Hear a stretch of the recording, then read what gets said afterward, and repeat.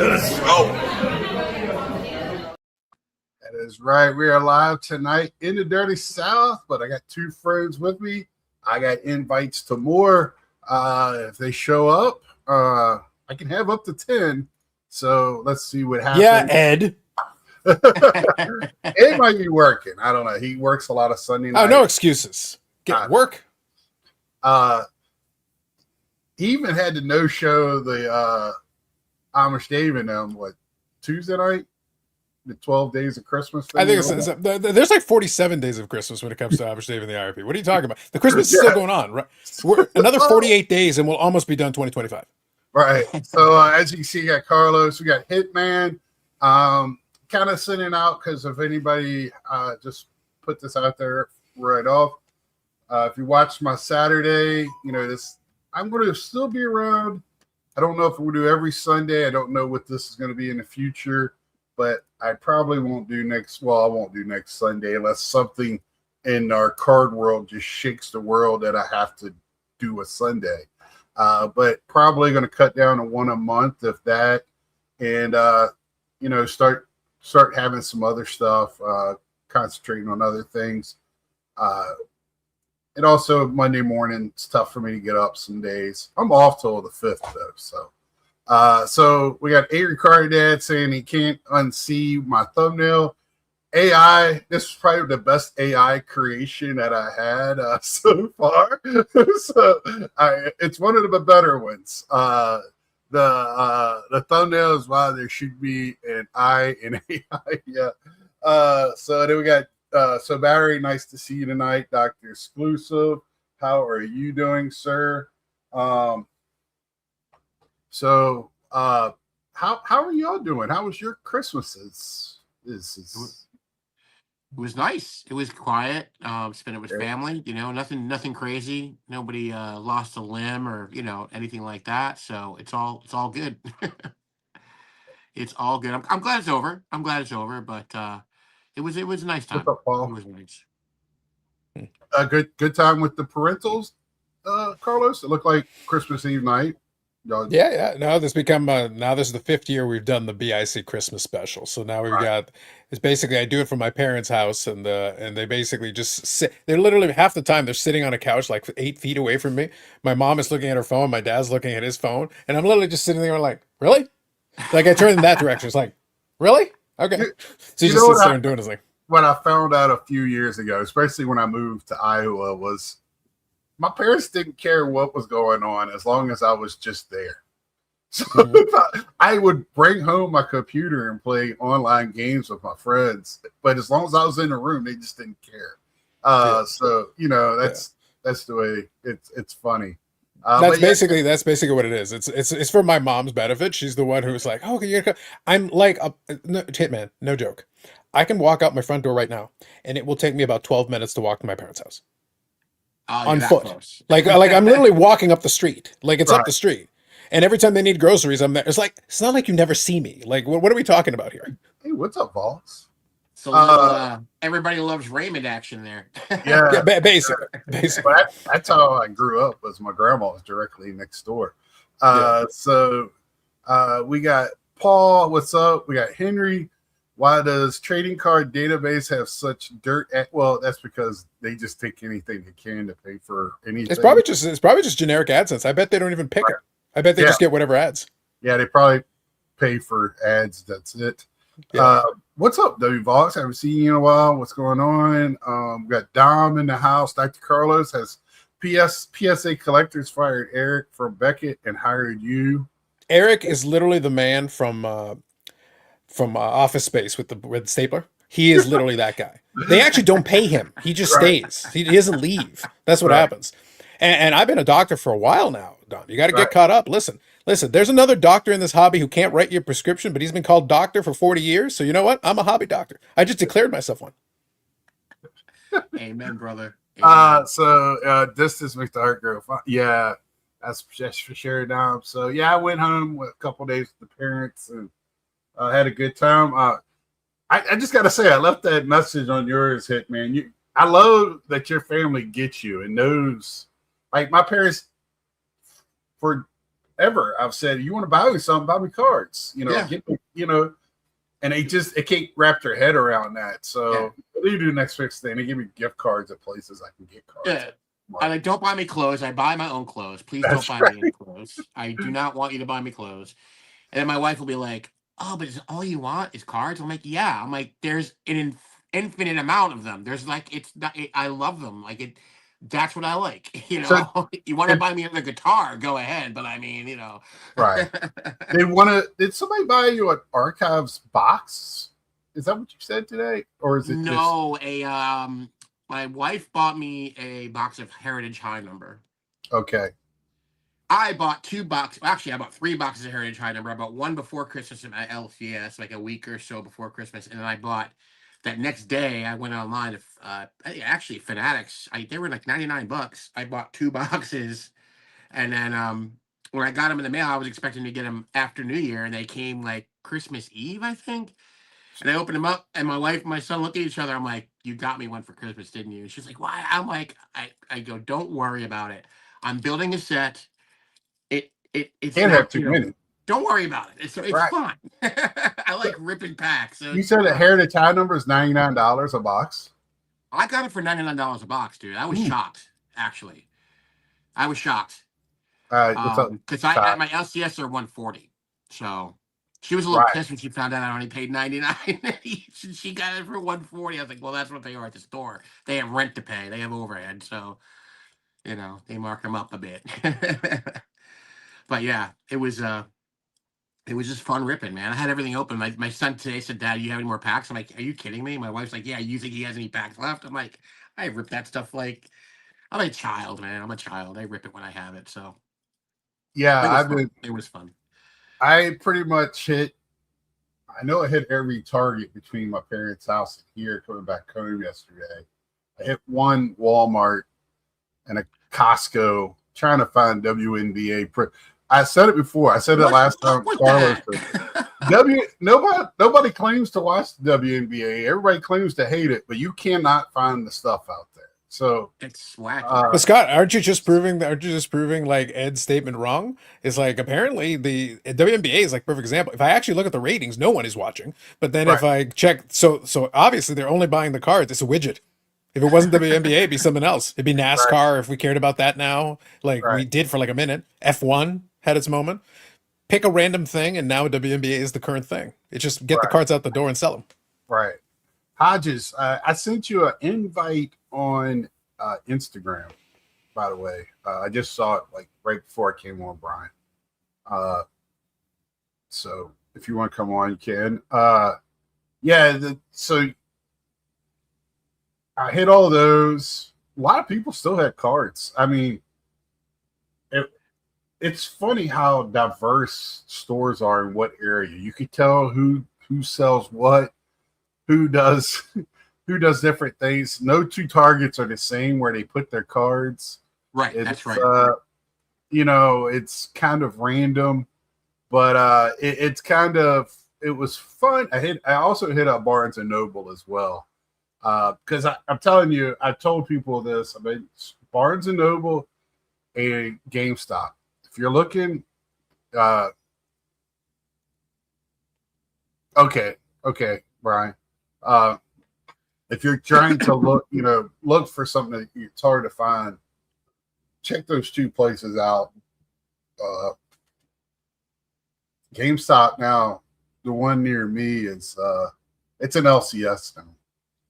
I walked in after Christmas to do 5 cards for grading at PSA, and they have totally redid the whole thing. Hardwood floors, nice 2 tables in there for either for ripping or they said they're going to do TCG gaming nights. Wow. Mine aren't there yet. Mine aren't like that yet. They got display cases. Well, a buddy of mine sent me a TikTok that said that I think it was last weekend or the weekend before that a guy was set up. It was a guy that was set up at a show, and there was a group from Arena walking around buying up slabs. But he was like he was saying that Arena was owned by PSA or what was the other group? He said he didn't know. I was like, Arena's owned by Arena. What? I don't. Yeah, But they're- Arena, as far as I know, is still their own thing. They still Yeah, doing their and own they're, thing. and they're buying stuff for their repacks, Yeah. and then and the other group was GameStop representatives buying it at a high rate, but they're trying to. So what GameStop's doing?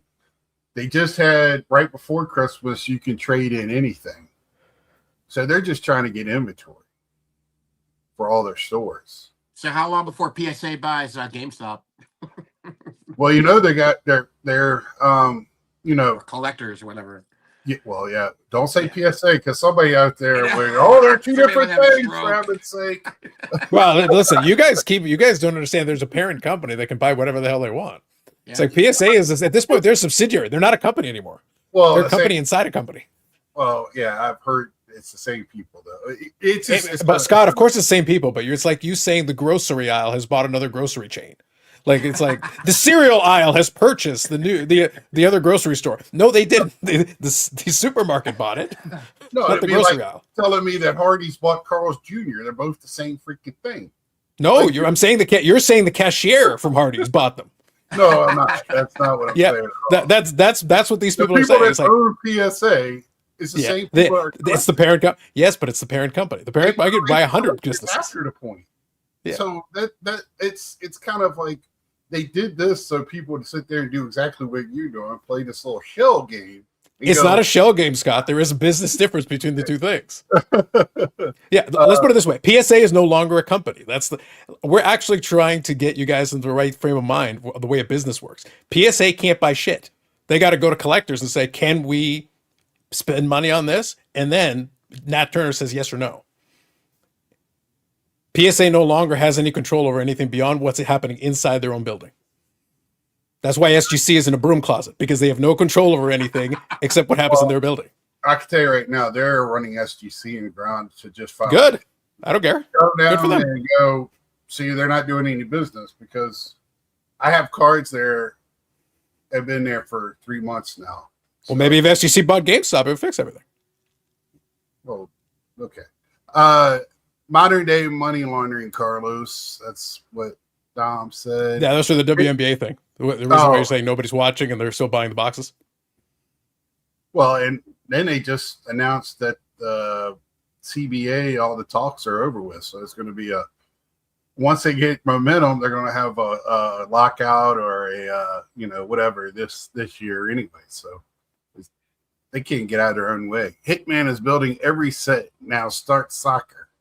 Fudge. Nah, that's all right. I ripped a shirt. Where the F are cards at Target? Well, it depends. It could be in the front by the registers. It could be in the back where the collectibles are, or some of them even have a aisle with collectibles and or an end cap in the toys. The last time I was stateside and we went to one of the Targets there, they had a little aisle right beside the cash out. It was literally right Yes. beside. Yes, that's usually where they're at. Yeah. Most of So a lot that so it looks like to me it depends on what type where your target is located. Yeah. If it's now some of the Targets now and Walmarts in my area in the cities are more behind counters, so you can't even get to them. But if it's up near the registers, they got a little bit of a crime problem. Then, or if they're in the back, then they just don't care. GameStop is essentially trying to cut the TCG comic stores out of. Dom's got me on suspense. I just well, Dom, I hear what you're saying, but they had to do something because they were dummies and got rid of all their vintage or their retro games 5 years ago, right when the retro market was about to explode, and then too late to get back into that game, so they're doing what they should have been doing all along. Just turn into a one-stop hobby like collector's place. ComC pushed my grading end date a month back. PSA grading through ComC. The ComC pushed my grading end date a month back. PSA grading through ComC. Oh, okay. I know so I sent in 2 orders to CGC. One took a month of Sundays to get back to me, probably a year of Sundays. But I think that was more. It was a lot of stuff they had to like know what it was to do more digging on what the stuff was. My coach sent them some stuff that was difficult, and then which to me, as much as they grade, it should have been easy. But and then I sent them another one with all the stuff from Ed Wesker and Gundam stuff that I ain't ever seen before, and that came back in like 3 weeks. So that was weird. It was almost I sent them 3 months apart, and I got them back within 2 weeks of each other. So you said Ed has an inside man, is what you're saying. I guess so. I was like, "This is Mr. Wesker," and they got that stuff back too. Yeah, they just went straight to the hotline and go, make sure it goes through. Right. That's kind of. I was like, because to me, he had those Gundams were blank back circles from like 1978. Now it might be a big thing or Japanese. They graded well. I was pretty impressed with that. I just had my regular Star Wars stuff, so basic stuff. But of course, everybody else gets good grades with them, and I get the 7s and 8s with modern cards. I'm like, how does this work? But anyway, it is what it is.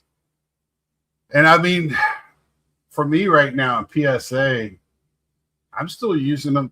If I want to sell it, I'm going to grade PSA because I want to get the most out of the card that I could possibly get. And people are still buying PSA. Because I talked about this last week. I think a lot of people that watch and us on YouTube are a very small part of this community, of the larger collecting space. A lot of people just don't know what's going on in PSA. They don't understand that SGC is owned by PSA or collectors. And then Beckett, got bought. Or if they do, they just don't care because they do PSA anyway. I think you touched on that. I think the best thing they did with Beckett, like Bobbles was saying, is they got all the other stuff that Beckett does. Yeah, it wasn't just buying. The grading thing was one thing because they can use some stuff with it, but the comic grading thing, the autograph authentication thing, the some of the other little company. I don't think they're going to do anything with it, but they technically have a marketplace, so you could use that if you want to. There's some other stuff in there. Yeah, because I know they're trying to catch up with CGC with that other stuff, and instead of creating it themselves, just buy somebody else that's already doing it. Yeah, you automatically get their customers because they were the Beckett comic was the only competitor to CGC in comics. PSA created their new thing, but now by buying that Beckett one, now you're the other player in the space and you've cleared the path for yourself. Yeah. Yeah, all of us were looking at cards and I was like, and then Bobbles really nailed it with his. Zach, what's up, Carlos? You resting up for an 8-hour New Year's Eve stream? Oh, we're going to torture Eric. It's going to be amazing. I'm looking forward to it. It's going to be very exciting. Eric's going to be on a bicycle like a fool for hours because we're going to do like a little charity thing. It's going to be his Rayborg charity thing. Right. But then we're basically trying to figure out how we're going to torture Eric. We're going to figure out how many hours we can put him on that bike before he keels over and dies. Yeah, I was watching last week when y'all were, before I went to bed. That was, I think, one of the last things I was watching. It was the eating the mayonnaise and drinking coffee. Yeah. Eric is so bizarre. We could do so many horrible things to him, and it'd be incredible. And it doesn't even sound like really that bad of things. No, Eric's a wuss. He complains about everything. He's a grown man who admits to watching mountain bike race, speaking of things that no one cares about. So he talks about that. But then he'll criticize other things. And I'll be sitting there like, what is wrong with you? It's like, oh, but if I had mayonnaise, I'd throw up. It's like, well, first of all, that would increase our ratings. So by all means, please do. First of all. Secondly, he goes, I've never had a cup of coffee in my life. It's like, you are bizarre, sir. But he's very vehement about it. See, like he's militant about it. Like, no. I hate coffee too. But I know it because I drink it. Yeah. So, that's why Eric will complain about stuff he's never had or that he's only come vaguely close to. It's like, well, how do you know you hate it so damn much? Like you probably had one cup in your life. Like, oh, this is well, try something else. Yeah, I just it's not for me. I'd rather have my Monster or something else. So, but to each his own. It just cracks me up listening to him trying to describe anything and why he doesn't like it. Because it just can't be just like, oh, I ate it on such and such, and I just don't like it, or I tasted it on this. Yeah. It's That's what a normal person would do, Scott. And we've established that Eric is not a normal person. And He's a then when he freak. said it, then he makes it worse. But like, I don't like hot drinks, and instantly I was like, iced coffee, and people start saying that. Yeah, I was just saying. And it's a thing. Scott, I don't like hot drinks either. That's the reason I drink cold brew coffee. But like so fine, there are alternative options if that's what there are other options. Right. Funny. So funny. Zach, I have to work the next day. I'll be in bed long before that stream is over. That sucks. You gotta work on the first. I got some West Coasters. I got some West Coasters, so we can cheat a little bit. So I got a few folks, and that always helps. I was just, my work came to us a month ago and said, we've decided to give y'all off from Christmas Eve through the 2nd. Y'all come back on the 2nd. And I said, I took a 2nd off and I come back on the 5th. So I've been out since we got out at about 1 o'clock on the 22nd or on the 23rd. That's what it was. Yeah. So, That's nice.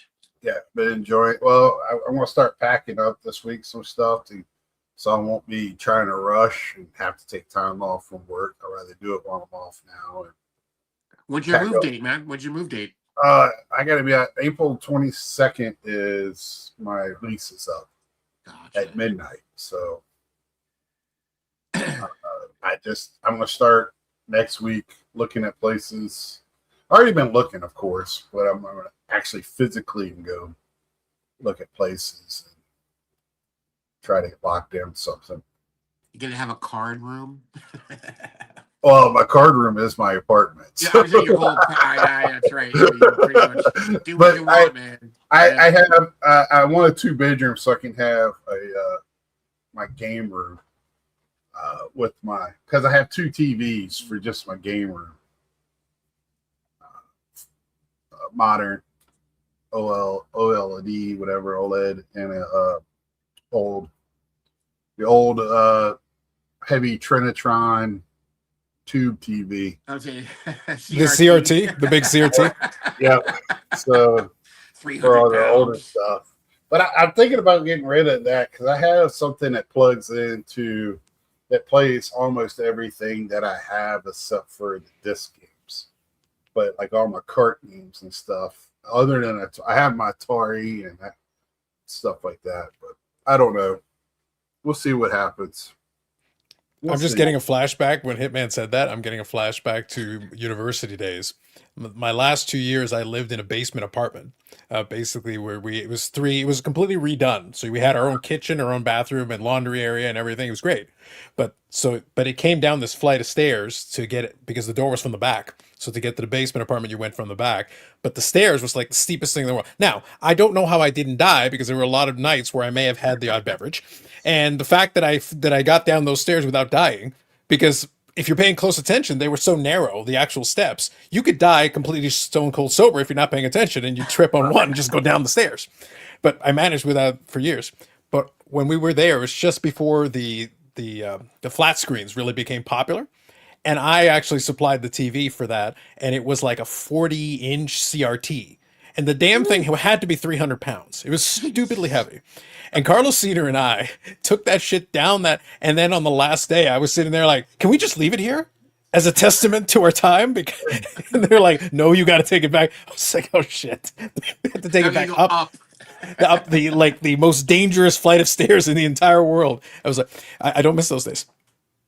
I don't miss those days. Like the Exorcist stairs in Doctor's DC. asking, I will not die because my apartment is just I haven't really last 6 months really put stuff away, or I just kind of been stacking it because I knew I was moving. I'm imagining Scott going to his kitchen and he's trying to find his pots or pans and they're buried underneath some 1991 Fleer Commons. Damn it!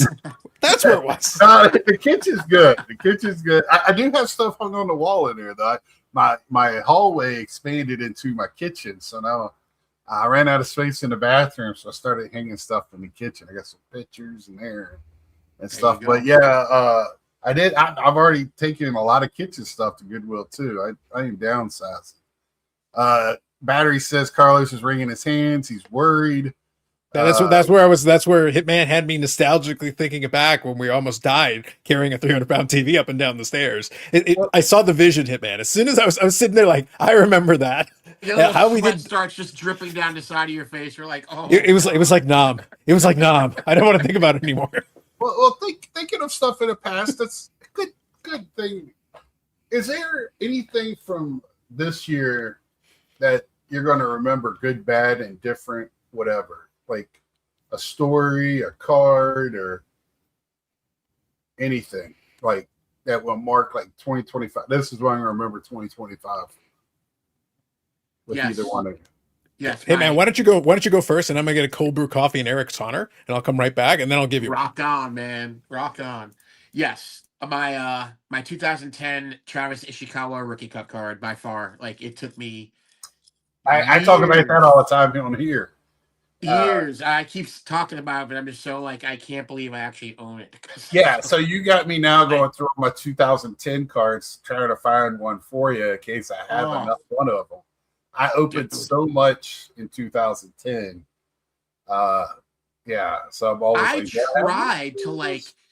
I don't know like how they were sold if they were only in like if they were hobby. I don't know, and I've Right. tried to look it up, and there's really not much about them. Like that's the weird part.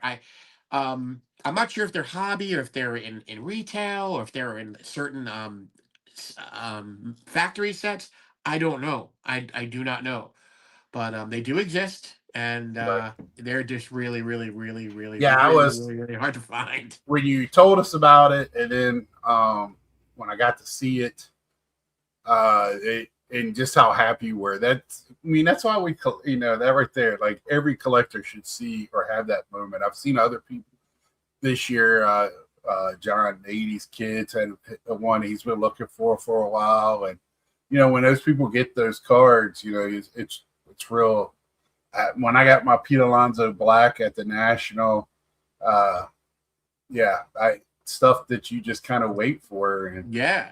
when it Yeah. falls in your lap like that, you kind of got to pull the trigger. So And like I actually I'll never get these. I'll never come across these cards. I Right. was at that point. I'm like, yeah, I'll never have them. And then it popped up, and I was like, oh my god. right, So right. yeah. And I love it because it's not it's not a Hall of Famer. It's not a star. It's just it's just a regular guy. And that's what I kind of like it even a little bit more about it because it's like that. Right. It's not something that Yep. everybody is clamoring over. So Yeah. That's awesome, man. But yeah, that's it. That's that one. Before then, it was probably going to be if I had to say my second would have been my Sammy Baugh rookie, but the Travis Ishikawa. I remember you definitely got was- that too. Yeah, at the National, man. I was Yeah. very excited to get that. Yeah, that text came across all over our phones. We were like, everybody's asking that night. So, all right, Carlos, what you got for us? So card wise, there's probably a couple of good options, but let me be honest. My favorite thing of this year, and it was later in the year, defensive shield bidding. I got so much mileage out of defensive shield bidding and old Jimbo. We're And, still it talking was- about it. It was amazing. It was sensational. It was the gift. As far as I'm concerned, that was the gift. It was the gift he gave me. It's because I'm like, I'm going to make fun of this so hard.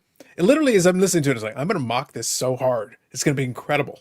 And the thing is like people, right, wrong, or indifferent, put them on these pedestals, as it likes to say. We always try to figure out why. And I think not everybody, because a lot of people came to his defense, but people that are kind of open and listen were like, Yeah. okay, this guy knows just as much as anybody else does and makes up bullshit when he needs to make up bullshit. So, Well, sometimes, look, I had a lot of fun with it, obviously. And I'm Dr. Carlos to this very day. It's wonderful. Right. But that said, the reality is, like, look, he does know a fair bit about stuff in the hobby, but Yes. the part that people forgot is part of that is just being there. right. Sometimes you can learn a lot just by now that doesn't It was his always job. work. Yeah, no, but just stick with me on this. What I'm getting at here is because of the era that he started collecting in, he got to experience a lot of that. So automatically has some experience there. If you weren't around and collecting in the 50s, then you can know about the cards after the fact. You can read up on them, you can learn about it, but you don't know what it was like to open a pack of 56 tops, for example. Right. Unless you just have a lot of money and more money than sense and you want to do it now, by all means knock yourself out. But I'm getting at, like, in 1956, there's a big difference. So he can talk to you about that experience that you don't have. He can talk to you about being a collector in the 60s. He can talk to you about being a dealer in the 70s because he did those things. So he can tell you about those things. He was a dealer. He is like 80 something. Okay, because my dad, me and my dad had that discussion. So my dad will be 80 next week, the 7th, or no, the 6th. He got married on the 6th. He'll be 80. And, you know, he was talking because he was asking me how much cards are and everything now. And he was like, you know, these young kids ain't going to never have that feeling like we did. You know, my mom will give me $1 to go get me, my sister, and her a Coke and her a pack of cigarettes, and I can get a pack of baseball cards and come home, you know. And they were poor. When I say poor, they were poor. My dad barely had a pot to piss in, much less a window to throw it out of. Right. So he had cards. That was toys to them. So, but he goes, now you can't be a normal kid and go and get a pack of cards right now. So he goes, they don't have that understanding that we had. And my dad and his friends love baseball. I mean, they got around the radio every day and listen to games. So I mean that you know, what you're touching on there, it makes a lot of sense. So but just to finish the thought, the thing is, so if you were a dealer in the 70s, those were the early days as the dealers really started to get established and really started to get going. Because all you have to do, and just go back in history, go back and look, you know, the early Beckett Almanac things were like in 78, 79, somewhere in the late 70s. So by that point, he had been a dealer and he was a statistician. You know, that is where he actually got his doctorate in, you know, statistics. So he does, in that field, he knows plenty. That's not an issue. If we want to talk about statistics, you know, I'll defer to his wisdom on that because he at least studied the damn thing and taught it, at least. Can you tell me what war is? Maybe he can't, but he'd be the only one. The point is, if we want to talk about that, I have no problem deferring to his. For the other stuff, he was just around. So if he wants to talk about Kit Young and back in the day, you know, if you go back to the old Beckett guys, the Kit Youngs and those guys started in the 70s. Fritsch cards and those guys, 70s. So if he wants to talk about those guys, he knew those guys.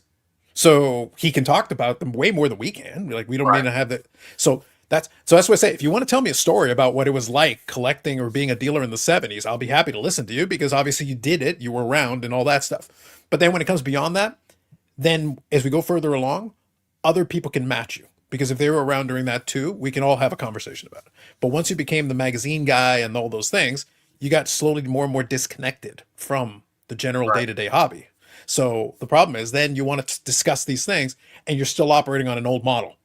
So even when he tried to defend himself, he was talking about, well, these auction houses did this back in the day. So I can understand.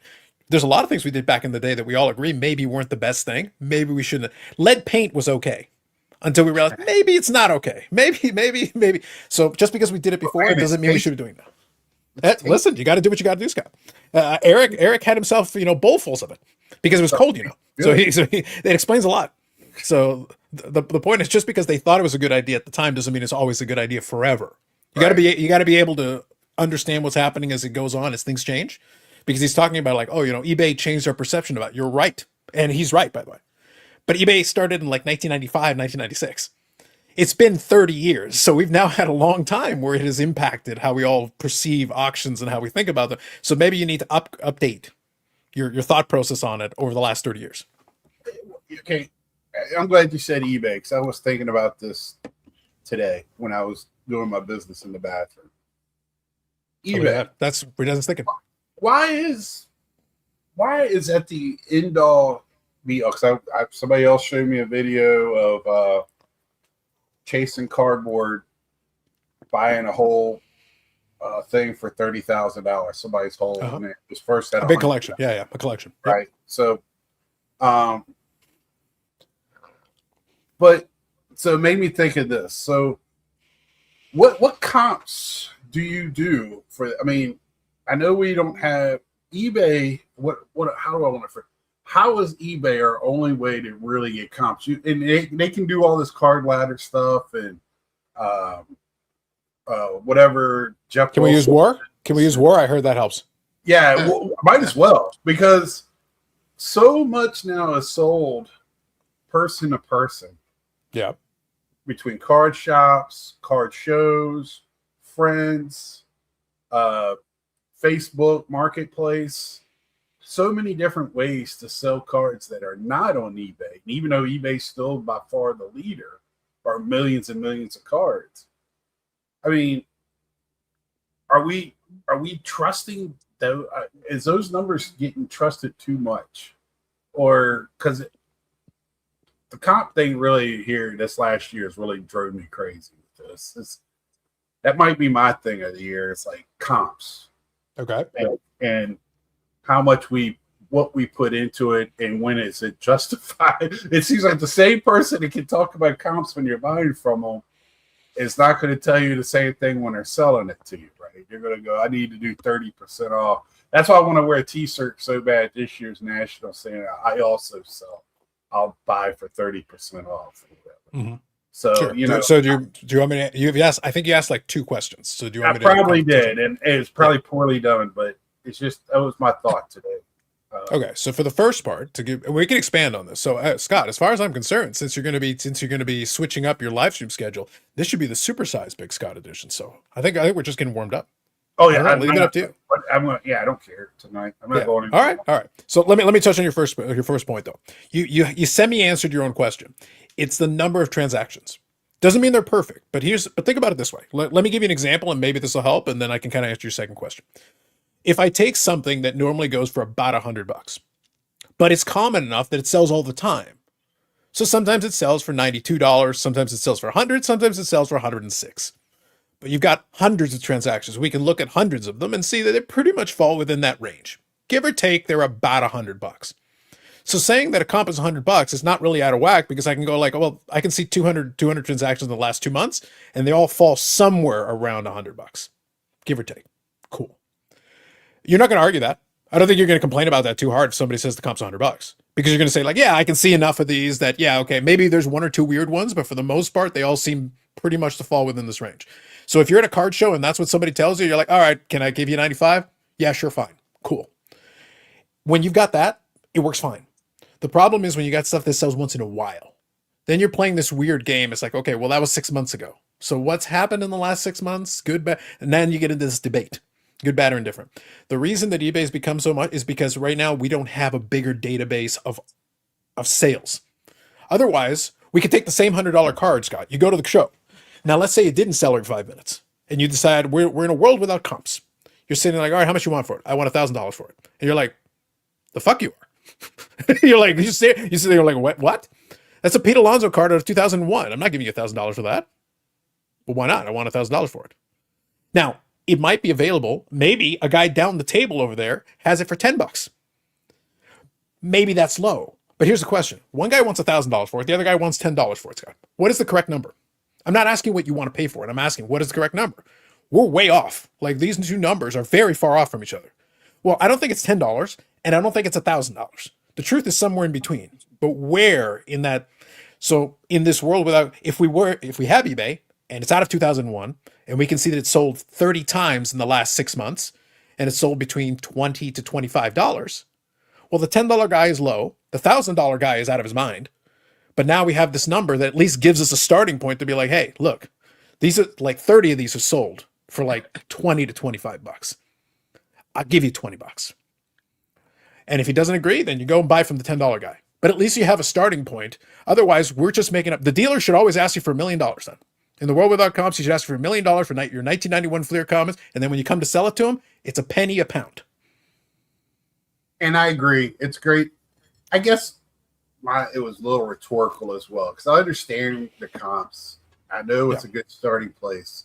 Yeah. But man, it was like sometimes this year was like people were willing to die on these comps. Like, it's comp this, comp that, this, that, and the other. Well, if nobody's willing to pay that comp, whatever it is, then you're gonna have a museum sitting at your table. Right. I agree with that. So I'm just saying I use it as it's a good starting point. It's at least, otherwise we would literally we would have the $10 and $1,000 problem. You right. want to pay $10, the dealer wants $1,000. Well, you're never going to get a deal done that way. The gap is too wide because the dealer just makes up numbers. And we still have a handful of old timers that will still try to do that. They'll sit there and be like, I want this. It's like, what planet do you think that's worth that? Right. And also, my other big thing this year, if Joe's still here, he'll probably guess it, is damn strollers at the card shows. Ban them. Ban strollers at card shows. That's all I want. Then you can comp everything else you want. I don't care. Papooses only. Yeah. At least Or the ban Yoda wagons. backpack. Wagons. Let's start with wagons, okay? Or in the double thing strollers that have a dog in it. Like, how do you feel about Pope Mobile, Scott? How about a Pope Mobile driving up and down the aisles of the National? I tell you what, at the National, it was about like that on some of those. Good God. Well, it's not just there. It's been other places. So let's see. Speaking of eBay, I think I may have just completed a transaction with Hitman 23, or maybe he's franchised. You don't sell on eBay, do you, Hitman? No, I haven't sold anything on eBay in a few years, man. Or maybe you bought something from him. I don't know. I don't know why people fight eBay comps so much. It's really rare for me to see a card I don't have a good grasp on the back. That's the way I feel, Zach. I kind of already have a good feeling. And then if you tell me, I'm just going to go, well, you overpaid for it, and I'm not going to pay for your overpaying for it. Yeah. Well, that's why I gave you the example, though. I gave you the two scenarios. I gave you the one where there's tons of comps. And the more you have, the easier it is to be like, okay, that's probably close. We're probably in the ballpark. But when it happens, last one sold a year and a half ago, I don't know what to make of that. Then you really have to have a conversation, because then it could have gone way up, it could have gone way down, or it could have stayed exactly where it is. But now we have to have a conversation. The other one, we can see a little better. Let's be honest, like older, rare card, I don't want to say rare, older cards that are more expensive, a lot of times get sold in person. You don't really see those comps and things in my thought process. So, certain things you're just not going to have that information. You're going to have to do what you do with comps. Like when buying a house, you got to see what the other houses in the neighborhood go for to figure out what that one is. So,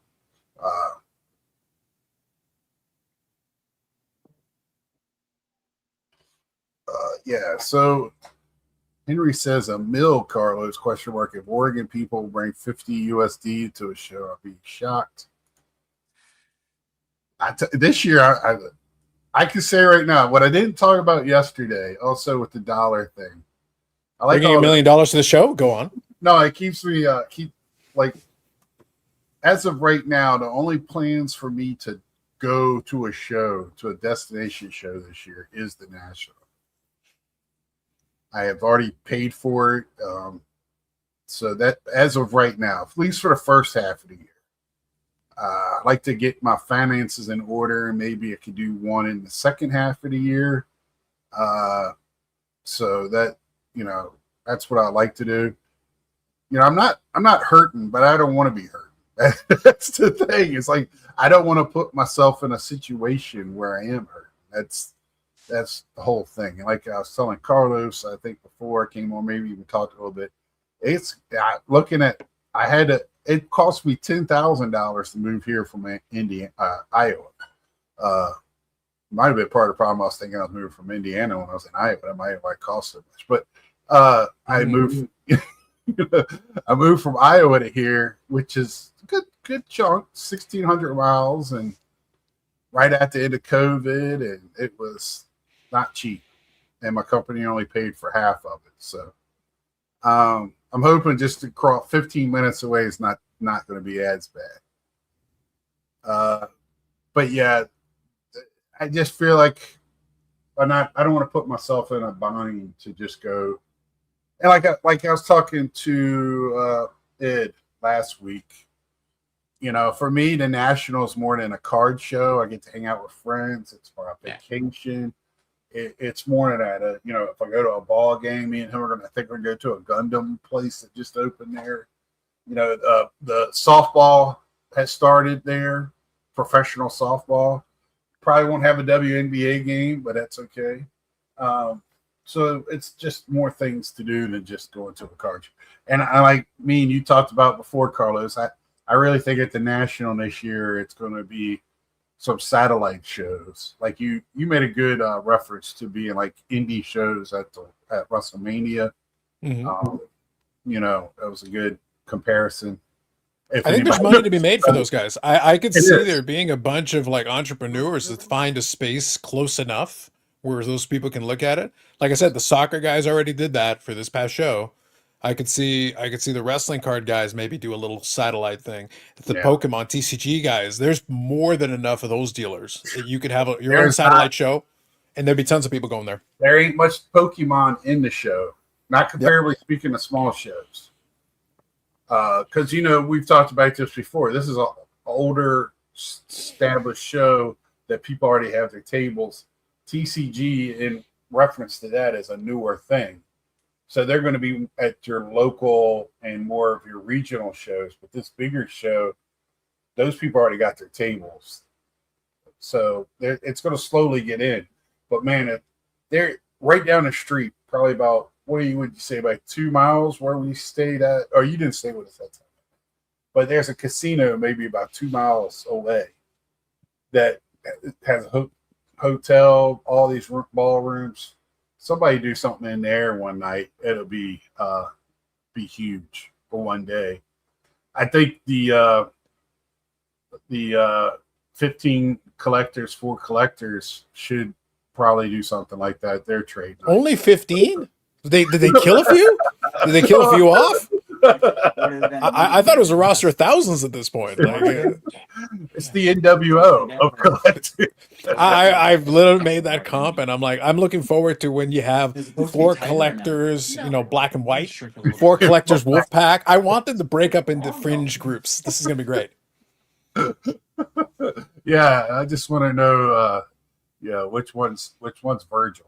I'm looking forward to when you also get the Latin version of it, and it's just Pepino Man. It's just Pepino Man.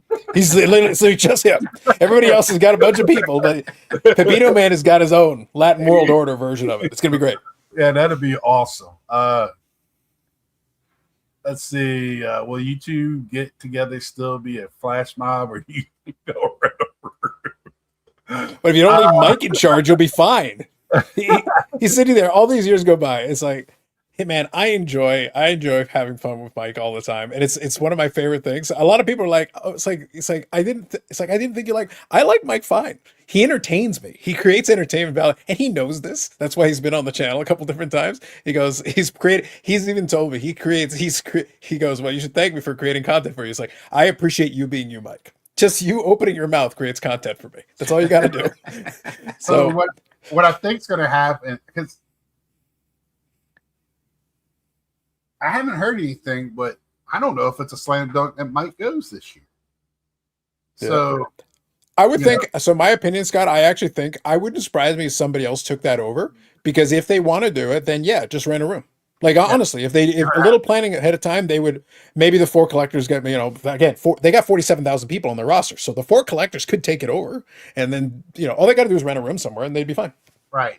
Because we talked about this, I think it was me and you, and I talked about this with other people. I'm interested to see how many YouTubers are there from last year, because people are making the other destination shows more of a meet and greet. There had like Philly show now has a YouTuber get together. Mm-hmm.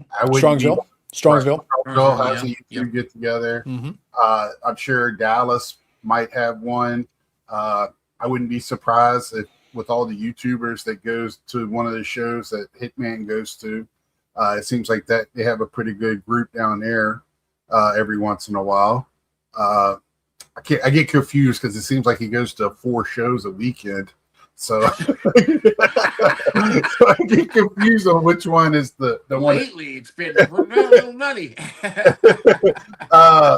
So, even here, a lot of YouTubers around here. There's a big one in Raleigh. There's a big one in Hickory. They usually have not a meetup, but usually there's a large group that gets together, walks around, talks and stuff. So with I almost said Ticket Leprechaun, but Legends Never Die, and some of the other guys that are from here. I see Dustin in Raleigh at the Raleigh shows. He don't live too far from there. So I'm interested to really see this year what the plans are, and I'm going to let him make the announcement who's staying with. We just added another person to. We got to find a good name for our group. I mean, I call it the Friends. We got the Nut House that Mike Hitman called it this yesterday, and the Cottage Cheese House, and everything else. But we added somebody else, and this person's got a hotel room every year. He can't get one this year. I told him, they always hit us up. We got a spot for you. We got a spot. You're more than welcome. He's staying with us. So, also just another great collector too. I'm so excited to have him with us this year. But the point is it's Chicago is not as easy as everybody thought it was. Right. When we went to Cleveland, everybody's like, "Oh, well, it's not Chicago. You got to drive, blah blah blah." Well, guess what? You got to do the same thing now in Chicago. So it's not easy anymore. There's no free parking. They took away all it. Well, they got free parking now if you buy the super duper VIP. Super VIP or whatever. Yeah. Which doesn't, unless you're getting autographs, it doesn't. Right. You don't get anything extra outside of cutting the line for autographs and free parking. Yeah. So that's not really worth it. So, I mean, we last year we found a good spot to go and eat lunch at the little hotel across the street. We're like, y'all go to Railroad. We'll go to a hotel. And it was good food. We had fun in there with the wait staff. And nice and cool. That was perfect. Right. We ate at the barbecue place one day. But anyway, 2025, very interesting year. It felt like we were coming back to reality, and it seems like the last 3-4 months we kind of slid back to almost the pricing we were at the end of COVID, or the boxes are going up. It just seems like the prices have gone up a little bit for whatever reason. Have y'all noticed that same thing as well, or is that just? I blame Ed. Just say it unseen. I blame Ed. That's what we usually do. Just blame it. Listen, a lot of you forgot. Look, this is my job as a documentarian here in this hobby to remind you all about his alter ego, Cryptogriff. Like he was, it's him and the Crypto Bros. Yep. These are facts that I am uttering right now. It is him and the Crypto Bros that did this, and then all of a sudden, Scott, what a coincidence! The prices start to go up just as Bitcoin was rising, and that whole thing was happening. I'm just saying, look at the man hiding behind, because half the time he's on here, you don't see him on the screen. You don't know that he's got a Bitcoin machine going. You don't know what's going on over there. He won't even show his face, Scott. He won't even show his face because he knows what's happening. He's behind it all. How do you think he got his Gundam CGC thing done so quick? He makes one phone call, one Bitcoin later, boom, straight to the front of the line. Well, that's, he gets all of his cars from Japan. Now things are starting to add up. I'm just saying, listen, it is not, all I'm saying is wherever Ed is, and you haven't fooled me. You haven't fooled me, Cryptogriff. I haven't forgotten. He got two of his stickers were Venezuela, like from Venezuela, not just a name. Scott, your eyes are becoming open. Listen to me. Your eyes are becoming open to the truth. I am trying to save you all. Henry, when I was 20, I turned 21, me and my friends got our house. It was a miniature size, looked like the Animal House from the movie. So that's what everybody called it, because that house we didn't have any windows left, no glass left in the windows downstairs. We moved out finally. But we're much calmer, unless you're talking about animals that go to sleep very quietly. We all got machines to put on our faces to help us. Yep. we're not Oh, really yeah. party animals at our place. It's we're opening up packs of cards, talking about life, and making phone calls and some videos, and just chit chat, watching a baseball game or whatever. Most time I have to watch a Yankees Carl's game. last comment is a really good one, by the way. Don't sleep on Carl's last comment. The one before the my favorite Oh, moment. Yes, I yeah, miss those days too. we're blacklisted for not being interested in going to the national. I remember those days. They were good. And you know, your friend Andy, who I met through Yeah. you and stuff, he was He got raked over the coals for that he one. was probably so yeah, good. the most the one, and I didn't even understand it then. I mean, I don't care what you do. It's just, you know, I think you're better off back then. You're better off not saying anything. But now with so many, and I talked about this years ago when I first started seeing all the local shows, and it became then you had regional shows and then destination shows. Then we started getting more and more destination shows. Philly's turned into a big thing now. I don't know how. I haven't been to Dallas. I can only hear about Dallas. Seems like a big thing. So you got that. Now on the West Coast, you have They changed it. It used to be the Burbank, Burbank right? show, but they Burbank changed it. show? Now it's like the West Coast something. It's the West Coast something. or because other. they're West Coast National is what they're calling it. Well, it's because Burbank like had ownership of it, but he also, I think he still got a stake, but he basically did a deal with these other guys that are working with him on it. So he's obviously still promoting the hell out of it because he still has a stake in it, but it's not the Burbank card show anymore. Now it's like they're doing like a West Coast card show. They rebranded it, and the other guys are trying to make it like it's gotten huge. It's actually gotten much bigger. So Atlanta now has a huge, I know at least once a year, and it might be twice in Atlanta. It's a collector's show where it's a little bit of everything. Huge show down there. That's what they have more of here is collectors shows. Yeah. They also have the one that they did that Cards HQ likes to promote. They did the one where they've got like the basketball court in the name is escaping me right now, but there is a like an Atlanta based card show that has started to pick up some steam the last couple of years too. There you go. Well, that's good because I kind of think they got gypped out of not having it at Atlanta. I kind of feel like that's where we should be going this year is Atlanta for there to go to there today. I could drive there. I can't too. It'd be much closer. It'd be Oh only man, that would be great. everybody could fly here and we just get in my car, all the Philly boys, and drive it down. But yeah, I feel like we should be there. But yeah, I'm really interested to see what happens. It's going to be 100,000 people. It's going to be huge. It's going to be packed at least the first couple of days. Mhm. Last year, Friday evening, what happened, Mike? Started emptying out. Saturday was packed during the day till about 1 o'clock, 2 o'clock. Yep.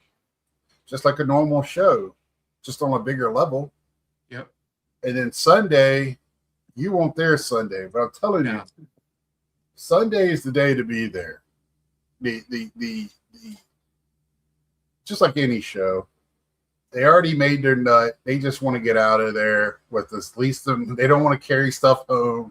So they're just trying to get rid of stuff. I'd love to stay it someday. I would love Yeah, to stay. because you're like me. You like cards, so you're not looking for like some card that's numbered to 2 or something that was made in 1908. We're looking for stuff that fits our PC.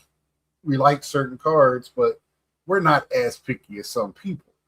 That's I've always talked about it, and I'm going to ask this. Just think about it: it's quantity versus quality. So I'm always fighting that. But Sunday is great. I'm going to try this year to not buy anything till Sunday. See how that works. Wow.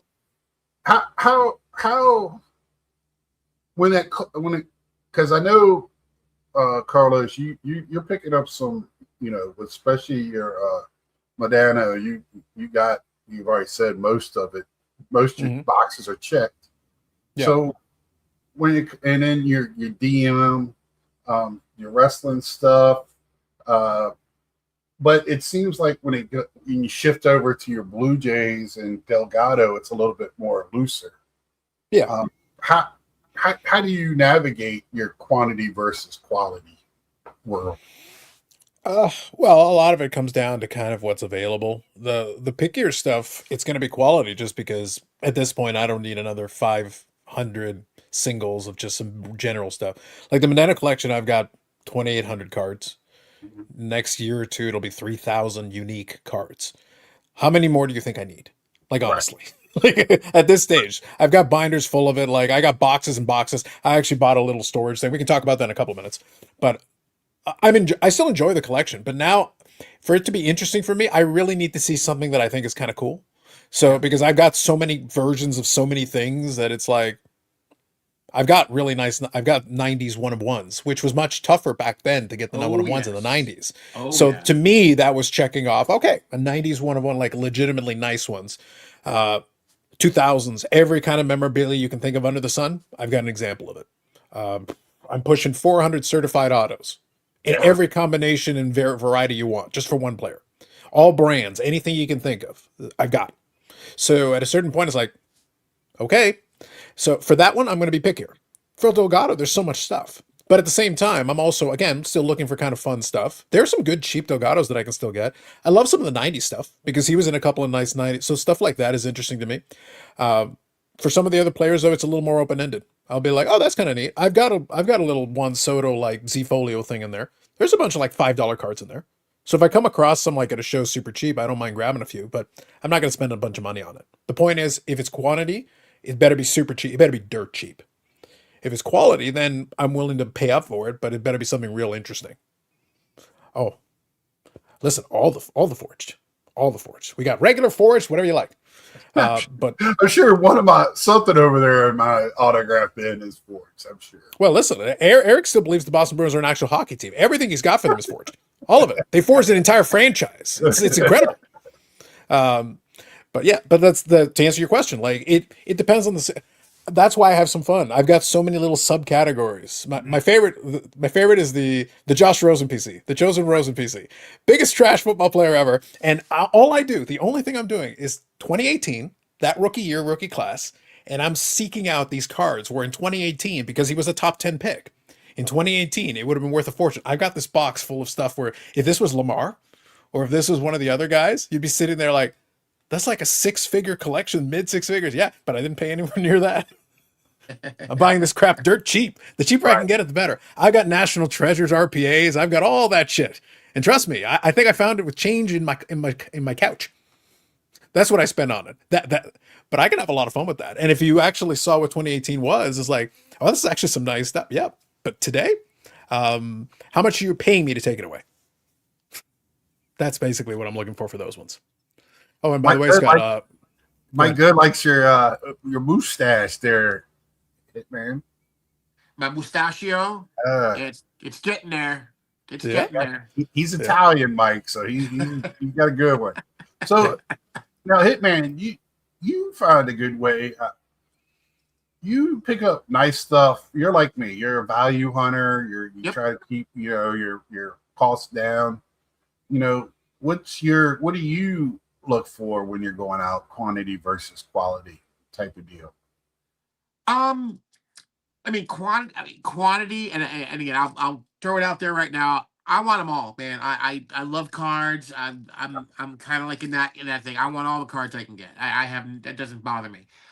So when I'm out and I'm going through value boxes, for example, I'll use a value box as an example. It's what catches my eye, man. It's what catches my eye. Like I'm very much into the subject of the card, as well as of who's on the card. I mean, I don't buy just to buy. I don't, even when it's inexpensive. I don't just buy stuff. But if it's something that intrigues me, or something I like, an image I like, or something interesting on the card, because I really take a look at that stuff, I buy it. Like it's no brainer. Just because I like that kind. That's what's fun for me. In terms of quality, now mind you, I've never paid four figures for a card yet. I'm not saying I will never.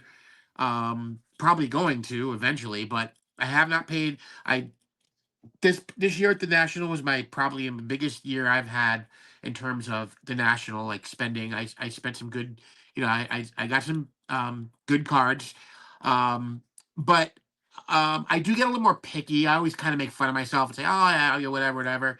I'll just buy stuff." But no, it's not true. I do get picky when it comes to, um, the higher dollar things.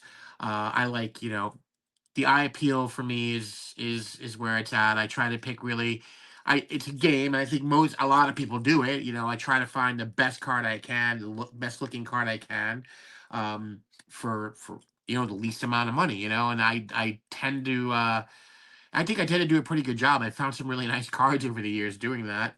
In terms of like my specific like Don Mattingly collection, damn, you got 3,400 Mike Modanos, Carlos. Is that what you said? 3,400? No, I got 2,800. I'm going to be pushing for 3,000 the next couple of years. Yeah, I think I'm like just short of 1,200 unique Mattinglys. And so yeah, I mean, most of his base stuff I have. I mean, Sure. really. Maybe a little couple of maybe an OPG I don't have here or there.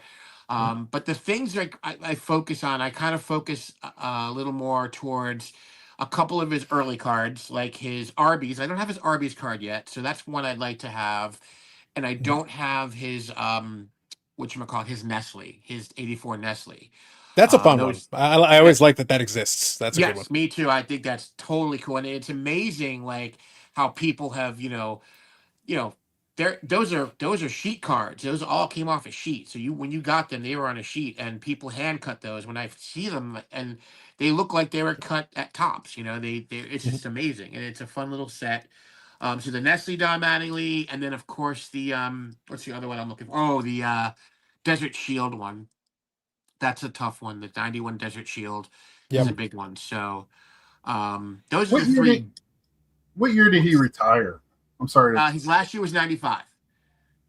So he does when they started doing some different variants and stuff. Yeah. Well, not just that, Scott. Literally, he had the worst timing ever. He retires in 95. They win the World Series in 96. Yes. Well, he's like, wait a minute, you sons of bitches! All those years. And let me tell you, if he was there during there, he'd probably be in the Hall of Fame. That's what's sad. Like that's what I'm saying. Like he has the worst. Literally, you retire. Let's win the World Series now. 100%. In fact, let's win 3 in 4 years. And literally, Don Mattingly's sitting there like, you worthless, stupid sons of.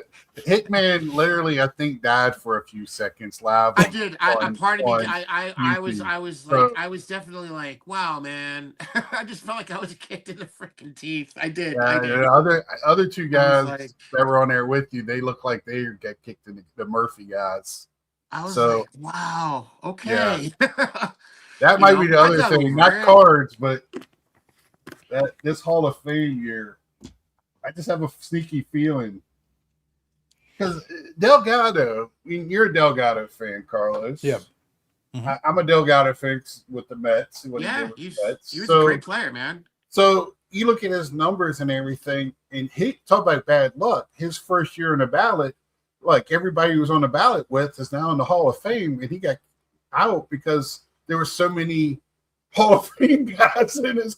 It ain't like it is now, right? It's not the same ballot. Like, that's what me and my dad, I was telling my dad, like, so we literally could see just Jeff Kent, the only player to get in this year's ballot, right? This year.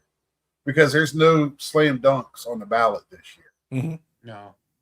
So you could have got in 3 to 4 true Hall of Fame type players in on that ballot, but you get one. And they pissed it away. Yeah. So I'm like, they need to really revisit this. And you keep putting these guys on ballots because you know they should be in the Hall of Fame. Just put them in the freaking Hall of Fame. Like, well, the Hall of Fame, the whole Hall of Fame voting structure has been broken forever. That's why I don't take it seriously. I think the Hall of Fame's a joke. And it's been a joke for my entire life, even before that. I laugh about it. To me, it amuses. To be honest, I think Delgado overperformed. I actually was shocked that the Veterans Committee gave him as much love as they did. So I was like, okay, I was actually very happy that they kept him on a ballot.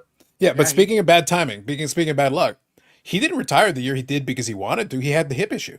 Yeah, it was an injury. And the sad part is, like, if you can go with the Baseball Reference. His last full season, right before the hip injury, I think he hit like 38 home runs.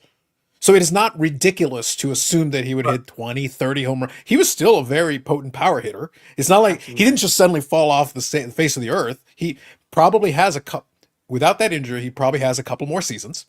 Maybe after that he retires. But that's probably another 50 home runs. Well, guess what? That's 500 home runs. Yeah. Like literally, he's right there. He's right on the. Yeah. He just needed a normal season for him, even with a little decline. A normal season for him, he's at 500 home runs, and we're having a different conversation about Carlos Delgado. If he has 530 home runs and he retires, we're having a different conversation about the dude. Oh yeah, that's for sure. So Doc, this isn't my last one, but I'm not saying I'll be on Sunday night either. No, but he says weekly. He says weekly. So technically, it is the end of that era. This is the end of the weekly. This is this is it. I don't know how many years I've been doing this. I think it's 6, 5. I can't remember. I'm about to hit 9 years on the tubes here in March, I think. Because none of that really I care really about. It's nice to know. I have over 1,100 videos, so it's just it's kind of getting. I have fun doing it. I have fun with the group. It's just it just seems like a week in, week out thing is starting to grind on me. Yeah, I totally understand that. I totally get that. And by the way, Scott, just if I want to cheat, I was joking with somebody because I was having fun since you talked about Jeff Kent. It's like, who he made his debut for, who actually originally started playing for? Toronto. Yeah, he started with Toronto. So it's like, I'll claim him if I like you denied me on Delgado. I will claim Jeff Kent. He made his MLB debut for Toronto in 1992, the year they won the World Series. Okay, I'm claiming him. So yeah, Mike. Yeah, I'm actually an Orioles fan too. So they were my American League team. I've been like I said last week, I've been a Baltimore fan longer than I was a Mets fan. So I'm ready for them to unleash the fans in the outfield. I hope to have a fun season. I hate to say it, but if I were Harold got in, Delgado should get in when it came to vote. Harold just had the right friends. So, and you can't, it's not Harold's fault. We can't, hating Harold doesn't do anything. It's just. Does it help if I blame Ed? I feel there you go. There you go. No, listen, you're saying I can't blame Harold. Fine. I am blaming Ed. I think it's all about the Bitcoin Illuminati. It's all them. Everything that ever happened is responsible because ever since Ed personally vouched for Cap Anson, it all went downhill. I'm not quitting YouTube at all. I will be here. I'm just cutting back. Me and my dad still gonna do our Mondays. Me and him love doing that. That's all he talked about when I was at home. And when we go live now, he, even if it's just 2 or 3 people, he just loves it. So thank y'all for that. And I'll still gonna. I probably won't do every Wednesday editions. I'll probably do 1 or 2 a month. I'll still do my Nerdy Thursdays, Saturday, but I want to get back to talking more personal, PC, how I do things, my thoughts, how I like to do things, more on Saturday. Do more of that again. Get back to that and not worry about the manure that is our community sometimes. I was talking to Carlos before it came on. I just I don't like everything going on, but it's still a great community. For 99% of it, it's still great. Just some things gets my head scratching, and I'm either going to put myself out there and just talk about it and speak on it, or not. And I chose not. I told you I don't want to talk about. There's one thing that I will not talk about ever again because it's just a waste of time, and that's the vintage versus modern. I just find that just the dumbest thing ever. So I'm not talking about that. So, I'll talk about when something happens in a hobby, like a purchase or, grading, or, something dumb happens, or shows, or, anything like that. But I'm trying to be more upbeat. I missed the announcement, Carlos. Don't get any ideas. If anything, add a Sunday live stream. You mean add it back? Yeah. I Well, that's used the to be thing. used to be Sunday. So that when I started, if there was a Sunday stream, I didn't know about it, right? So when I started doing it as a weekly Sunday stream, I was like, oh, that's a good spot. I was in the Midwest. I'm pretty sure by the time you started it, I had already stopped doing the Sundays. You did. You Yeah, were because on- it used to be Friday. It used to be Sundays on- at first, and then it was Fridays and Sundays when it got super busy during COVID. I was watching you on Fridays, Yeah, and then I started doing when I went to where I stopped doing it as like a think piece and did it more of a that's tongue in cheek. I don't really think, but a doing it strictly on Sunday. There was really, and like I said, I was in Iowa, so I could do it at 8 o'clock Eastern time. That's 7 o'clock in Iowa. So now I'm back on the East Coast. I get up at 6, which is not bad. It doesn't kill me to get up, but sometimes I get high strung and it's hard for me to go to sleep, and because I have so much fun doing this, but I don't have fun leading up to it. I sit here Sunday going, oh, I got to do this, all of that. And then when I do it, I have fun, but years that ago. was that was the reason. So I'll just give a quick background there for Zach. That's the reason I stopped doing the Sundays, because even though it was during COVID time and I was working from home and that part was fine, that was where we did the 6 and 7 hours, and I used to start those at 9 p.m. Eastern. So now think 9 p.m. Eastern and you go 6 hours. That means I'm finished polishing up about 3 in the morning. And we had a 7.5 hour live stream that went until 4:30 in the morning. And then I would turn around and immediately get up to go to do work. So after a while, that's tiring. So I'm not the young man I was 5 years ago. So I don't have the energy that I was. So I can still, the Friday is okay, because then Saturday is not a big deal. That's fine. But I can't turn around and then start working a Monday morning right after a long, live stream. That's where the Sunday used to be. So, and we used to have enough to talk about that we could have a Friday live stream and a Sunday live stream and still had stuff to talk about that we didn't touch on Friday. Right. We wouldn't overlap topics. We'd be talking about two completely different set of things. Right. Yeah, Mike, I didn't say you had. It's like when I started talking, it felt like I was giving hate to Harold. It's not Harold. Yeah, so I loved him with the Orioles. Markakis is one of my favorite Orioles of all time. I was at a game where he hit one in Nationals Park that hit the between decks to the upper deck, and I thought it took part of the cement out. That one of the hardest balls I've ever seen. Till I seen Schwarber hit one at Chicago. Remember that ball he hit when we were there at Hitman? Yes, he freaking just That was a BB. demolished That's that a thing. piss missile, as one of my friends would say. I mean, just demolished that thing. Yeah, that was. Now I've seen Stanton hit one that was one of those too high balls where you're like, it's too high, and it almost went out the stadium there. And I've seen Harper almost take one out of the stadium there in center field. Let's see. Sorry, having trouble talking into the phone. I wasn't even involved in YouTube when Carlos did Sundays. Oh, okay. Those are heady days, man. Well, Yeah, you'll be happy to know. You'll be happy to know, Zach. Come on, battery. On New Year's Eve, this year has actually worked out great for like little mini milestones along the way. It's been kind of weird. New Year's Eve is exactly 1900 days since I started the weekly live streams without interruption. Exactly 1900 days on the dot. Not one day more, not one day less. And I was like, that is weird. That is freaky. That is that exact this That's year. cool. A lot of those milestones have happened. So I just says he's going to focus on his PC and go to more show. I'm like Hitman. I have done two shows in one day.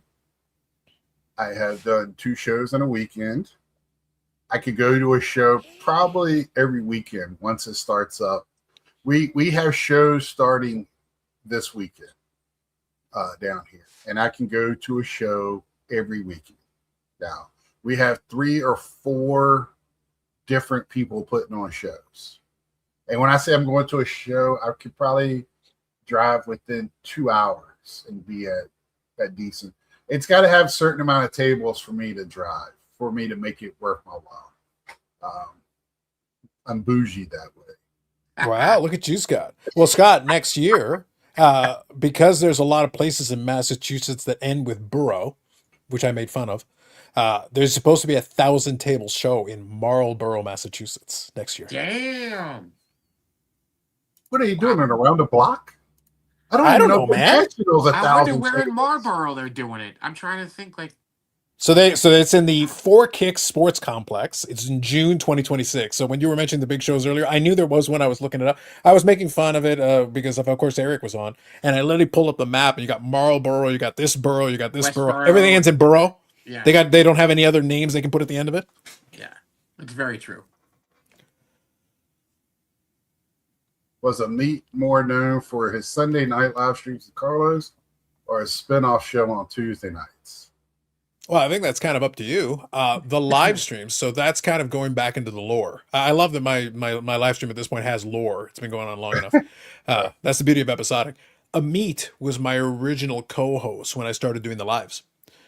You know, really nice guy, great collection. He does stuff as a dealer and everything. But it was interesting because he actually, so in contrast to what I do today, Amit is really organized. He actually wanted to, we would actually have a phone call beforehand and go over topics because he wanted to kind of have time to prepare.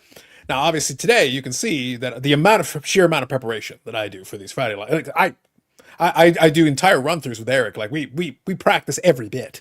Every line is scripted, Scott, to the letter. No, like Amit liked to really have stuff organized. He liked to have like topics and bullet points and things already in his head. He didn't like to go off the top of the dome. Wow. Yeah, like we literally, that's not a joke. We would literally have a phone call. And I Wow. would kind of go over with it because he needed it. I like to go off the cuff and just like, all right, I'm gonna respond to the chat. And as we're doing that, we change up gears all the time.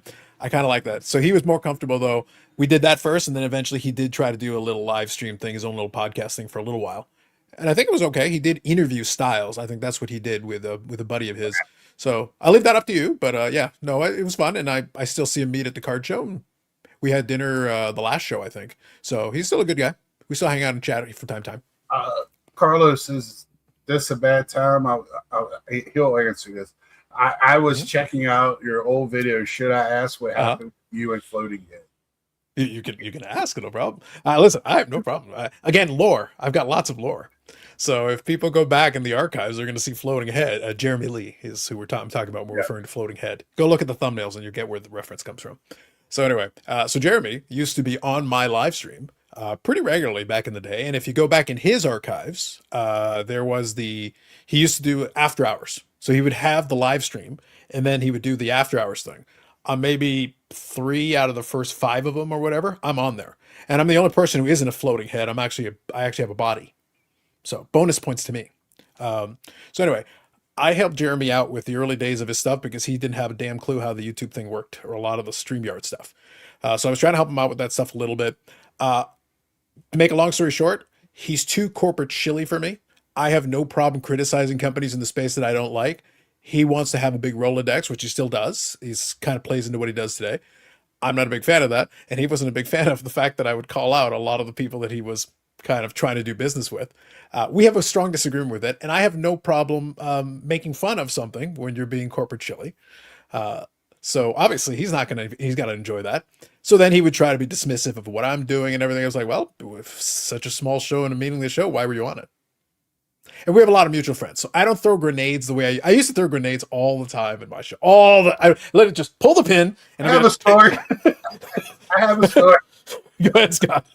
So I go to the National, stay with Bobbles. And we go to in New Jersey. We go to New Jersey. It's in New Jersey. This Yeah. So I go up to get my credentials stuff, and we're like, hey, let's see if we can't get in. We text one of our buddies that's a dealer in there. He gets us this New Jersey. We literally all we had was our VIP on. This was day 0. So we go in the back door, and this was day 1, Wednesday morning. And we go up this elevator. Lady never asked us anything. We're with our buddy, and we go in, and Bobbles goes, I'm going to live stream. So he starts live streaming. Who jumps on other than Carlos? So me and Bobbles walk around talking and everything, and who's right there. So Bobble shows Jeremy Yeah. Lee there. Carlos is like, Scott, I'll pay you anything just to take him out right now. Take him out. Allegedly, Scott. Allegedly. Allegedly, yeah. For comedic effect. For comedic effect. I'm Listen, like, for legal purposes, that was a joke, Scott. For legal purposes, that was a joke. that's why I didn't do it. That's why I didn't do it. So I Just knew it saying. wasn't- Yeah. Hitman, he's trying to get me in illegal issues right now. Like, hey, I know. I he's can't do trying nothing to with get- Canadian money in the United States anyway. So, you know. Oh, man. yeah, like so. Bottom line, I've never been shy about if I have a issue with that, I don't mind. He semi tried to take the high road, but then he got annoyed that people would ask about in the early days, immediate aftermath of all that. People would mention my name in his chat, and he would get all snooty and dismiss. It was hilarious, and I was like, it's like. I don't own a room in your head, rent free. I own an entire condominium complex in your head, rent free. I own land, real estate, a whole bunch of it. Continent. Yeah, like it's incredible. At this point, it's like we've got too many. The reason you don't hear as much about it anymore is we got way too many mutual associations. So regardless of what I like or don't, and Scott has learned about this as time has gone on, it gets complicated when I've got people that I actually do like. That we have a good relationship. So it's like, so do I continue to throw grenades and make it weird? Or do I kind of just chill out on it? Look, people that have been watching long enough, they already know. They already know what I think Every about the once in a while, people. You gotta take a little. Scott, I'm still me. I'm still going to like poke the bear from time to time, but it's very light. It's very light. The grenades have been put away. I've still got a couple things that I can do from time to time. Yeah, that was enjoyable back then. That was a fun one. And granted, me and Carl, I knew Carlos at the time. We knew each other. We've talked a couple of times, but he just said, "Scott, take him out." What? Again, allegedly, how do we know that wasn't a bot? It was a funny joke. It was ha-ha. I could have been hacked. Cryptogriff has a lot of friends. Maybe We don't know what he's capable of. You know. We don't know what he's capable of. You know. Yeah. So it was fun. So, man, we've known each other a long time now. So I think about it. In YouTube years, Well, YouTube years are like dog years and a half. It's an entirely different thing. Yeah, I was just thinking that because that was what 4 years ago, 5 years Probably. ago. But that's why that's part of what's fun about it for me doing the longest running episodic, which by the way continues to be true. Everybody else took a week off. So I continue to run this going forward. That's why 1900 days is pretty good for me. We're going to get to 2000 at least. Easy. I'm not worried about it. Right now I've got it set up in such a way where I still like doing the lives. They're still a lot of fun. For me, it's an easy day. I crack open a couple of beers. I'm here in my space. I make fun of Eric. Everybody wins. I curse the Dutch, like Mike's last comment, because the Dutch and I are nemesis. Yeah, because y'all. I mean, and I'm gonna say something. I don't want to. I was going to say you're already trying to get me in legal trouble. What else are you going to say? No, you don't care what because it's like we said before we went on. It doesn't necessarily need cards all the time or No. any of the time. That's what your show is with Eric and Bobbles. Yeah. That's more of the serious thing. We'll talk more cards on that one for sure. Look, and I respect. I always have fun with you, and I always talk about it. I've got tons of cards. That's I could do videos about and you can see some of the stuff in the background, but there's literally a pile of cards over here on a table. There's another little mini pile of cards. But the thing is, if you watch my channel half the time, other than pickup videos, you'd be like, oh, but you never show cards. Like, because showing cards to me is boring. I already know what I have. Like, you can look at what people get views on and not. Yeah. Showing cards. They used to be 8 years ago. Now that nobody cares. yeah, but even if they did, Scott, I still wouldn't do it because I don't get excited making videos showing cards necessarily. Like that doesn't excite me. But But that doesn't excite me. I don't mind talking. I'll talk about some of the stuff, and that's why I say when Jimbo does ridiculous things or Geoff does some stupid stuff or whatever, that's fun for me. I don't mind talking about that, but I also like talking about other stuff anyway. There's other stuff. There's plenty of stuff to talk about. Yeah, I like watching collectors channels and stuff too, but some channels just seems like it's they're all. I was like, did I just watch this video? No, it's a different guy showing the same cards. That's what Scott. I'm always happy to recommend to people. I'll be like, no, if you want to see some good videos talking about, there's a couple of guys like TJ Mack is a guy that I recommend often because he does great stories. He's not just showing you cards; he's also showing you how they're connected to a story, and he'll have some magazines and stuff. He'll have a whole nice display going on. I'm like, you know what? Respect. I'm happy to point people in that direction. Go, you want to hear a good storyteller? Go watch this guy. You want to see somebody show cards? I can send you recommendations. I got lots of them. That's not what I'm here for. I'm here to make fun of Eric and curse the Dutch. That is what I'm here for. Yeah, my man I like to watch is because he has a show about every week. You know, every Sunday we're going to see something because he's got to go to a card show every weekend. So we're going to see something every Sunday. And Well, you're in Florida, aren't you, Hitman? Yes, sir. Yeah. So like like Mike Ham, who I have on my stuff, is we lovingly refer to him as Florida Mike's Man. awesome. Mike's Yeah, awesome. whenever somebody talks about Florida Man, though, Florida Man did some horrible thing and there's a crocodile involved, I just assume it's Ham. That's usually who I'm talking about, Florida Man. It could be. It could be. Yeah. The point though Yeah. is, Scott, the reality is they have a card show. They have a card show literally every 5 feet in Florida. I don't know if you know this. Like literally, it's like lemonade stand. It's a 500 table card show. It's just every 50 feet. It's weird. I want to see video of this 1,000 card table showing. Marlboro, Massachusetts. Come on, the Marlboro. And if the Marlboro Man is not there, Scott, the mockery that Eric will get. And I already told Eric, I don't care what we have to do. You're in Massachusetts. This is Marlboro. It's one of the 50,000 boroughs in Massachusetts. I need you on location. I need you on site. We got to make this happen. So I live in another town that's named at, well, the cigarettes are named for the town, Winston-Salem. So, I think they should have 1,200 tables down here. They need to step up the game. Go for it. Make it happen, man. I think on a regular, it's 500 at most of the shows down here. Yeah, but you were talking about earlier tonight. That's the reason why. That's what made me think of it, because I remember reading an article in Sports Collectors Daily that talked about that. And I was like, 1,000 seems ambitious, but I'm going to be curious if they can pull it off. That'd be a gigantic show. Be massive. So, and also I don't know if y'all have heard these type of places. Now we have antique malls where people rent out stalls, and that's where I bought this nice little stack of baseball cards. Yeah. Antique mall, but they have a collector's type of deal in a town not too far from me where they rent space out to collectors. Okay. And their stuff. I'm gonna check that out, see what that's all about. So that's Ty. Everyone vote for because on Carlos for YouTube Hall of Fame. He'll have a kazoo. We're gonna have a So Scott, parade. since this is the supersized edition, do we want to go into quickly the background of that? Because that comment actually touches a couple of layers. So you guys are getting this. Listen, for the last weekly Big Scott 35, Hitman, I got to bring stories. I'm here. I'm going to bring some stories. I love it, dude. Let's do it. I love it. All right. So here's the lore behind it. Obviously, as Scott knows, I am the biggest fan of the YouTube Hall of Fame in the world. I'm the biggest advocate. If there's anything I love more than the YouTube Hall of Fame, it is whatever Mike Baseball Collector says and Jeremy Lee. Those are the only things I love more than the YouTube Sports Card Hall of Fame.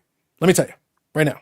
So that'll set your. So basically, I make fun of this stupid thing every single year, and I've come up with ways in a voting ballot to mock it in different ways. It's been wonderful, and so finally, I've literally told people not to vote for me. I've literally gone as far as to tell them, don't do it. Don't waste your time. Don't go waste it on somebody else. But last year, and he did it late. This fool did it late. Eric came up with a pitch for me that, of course, I will make him do. And all of a sudden, it changed my mind on this, Scott. It changed my mind 180 degrees from where I was previously. I was like, no, this is the dumbest shit in the world. By the way, I still think it's the dumbest shit in the world. I still think this.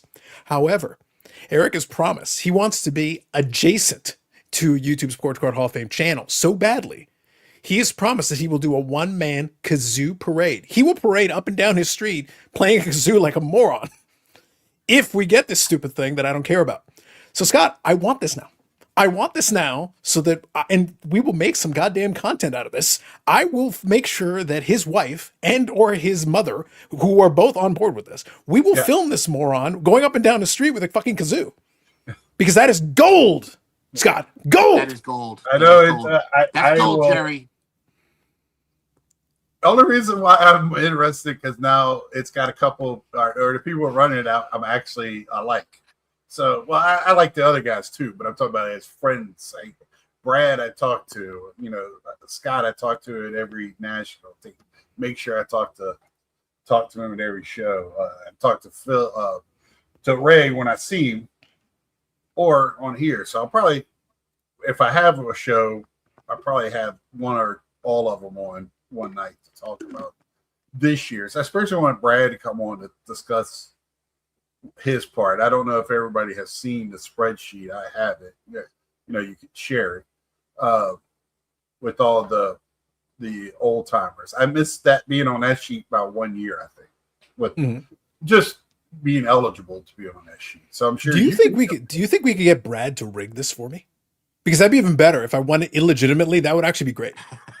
Well, because that was my whole thing was like, can you get voted in on the old timers thing and in the regular one? Because like, Scott, I want this. I want to somehow win both those you things. did it twice. Yeah, I want to win this in that way, so that it's very clear that we cheated. And I want it. It's like Carlos got 457,000. How is that even possible? That's what I want. I want it to be so clear we cheated. Then that'll all make it. Wow, chef's kiss. And then just like any good, like when you win, and like any good show that gives out awards, they got to have show a part of one of your shows. And what the clip I would like it to be is Eric talking about his knife collection. That's a good one. That's a good one. That kept me interested for hours. It was just. Yeah. Are you sure you don't want Tickle Trunk? Because Tickle Trunk was fun. Tickle Trunk was this year. I missed that one, and Scott, Tickle Trunk. Tickle Trunk is the stuff of legend. Yeah. Tickle Trunk is the stuff of legend. Let me tell you. It's like something like I don't even want to know really, because like that's a half a step away where he would have been on TV bringing a pizza and drinks to somebody shouldn't have been, and a guy from a TV coming in the room and cops being outside. So, so you're talking about Eric's normal Saturday night. That was weird. So it was like, you need a brand new channel. Well, you got to have 3 years, because that's what happened to our buddy East Connecticut Cards. I'll get it right in a minute. Fabian. He's old. I think so like I said, so for my year end, I'm going to find the clip on that. So Hitman, just for concept, I'll give you quickly the background story. So Tickle Trunk, that name, is actually from a kid's television show, and it was a television show called Mr. Dress Up. And the thing is, it was literally a trunk. It was actually I don't know why they called it Tickle Trunk, but that was actually the name of it. I remember this show, but I don't remember that. And I went and double checked. It's like, no, that's actually what they call it. I was like, when did he ever call it that? But look, the Google said it's true, so it's true.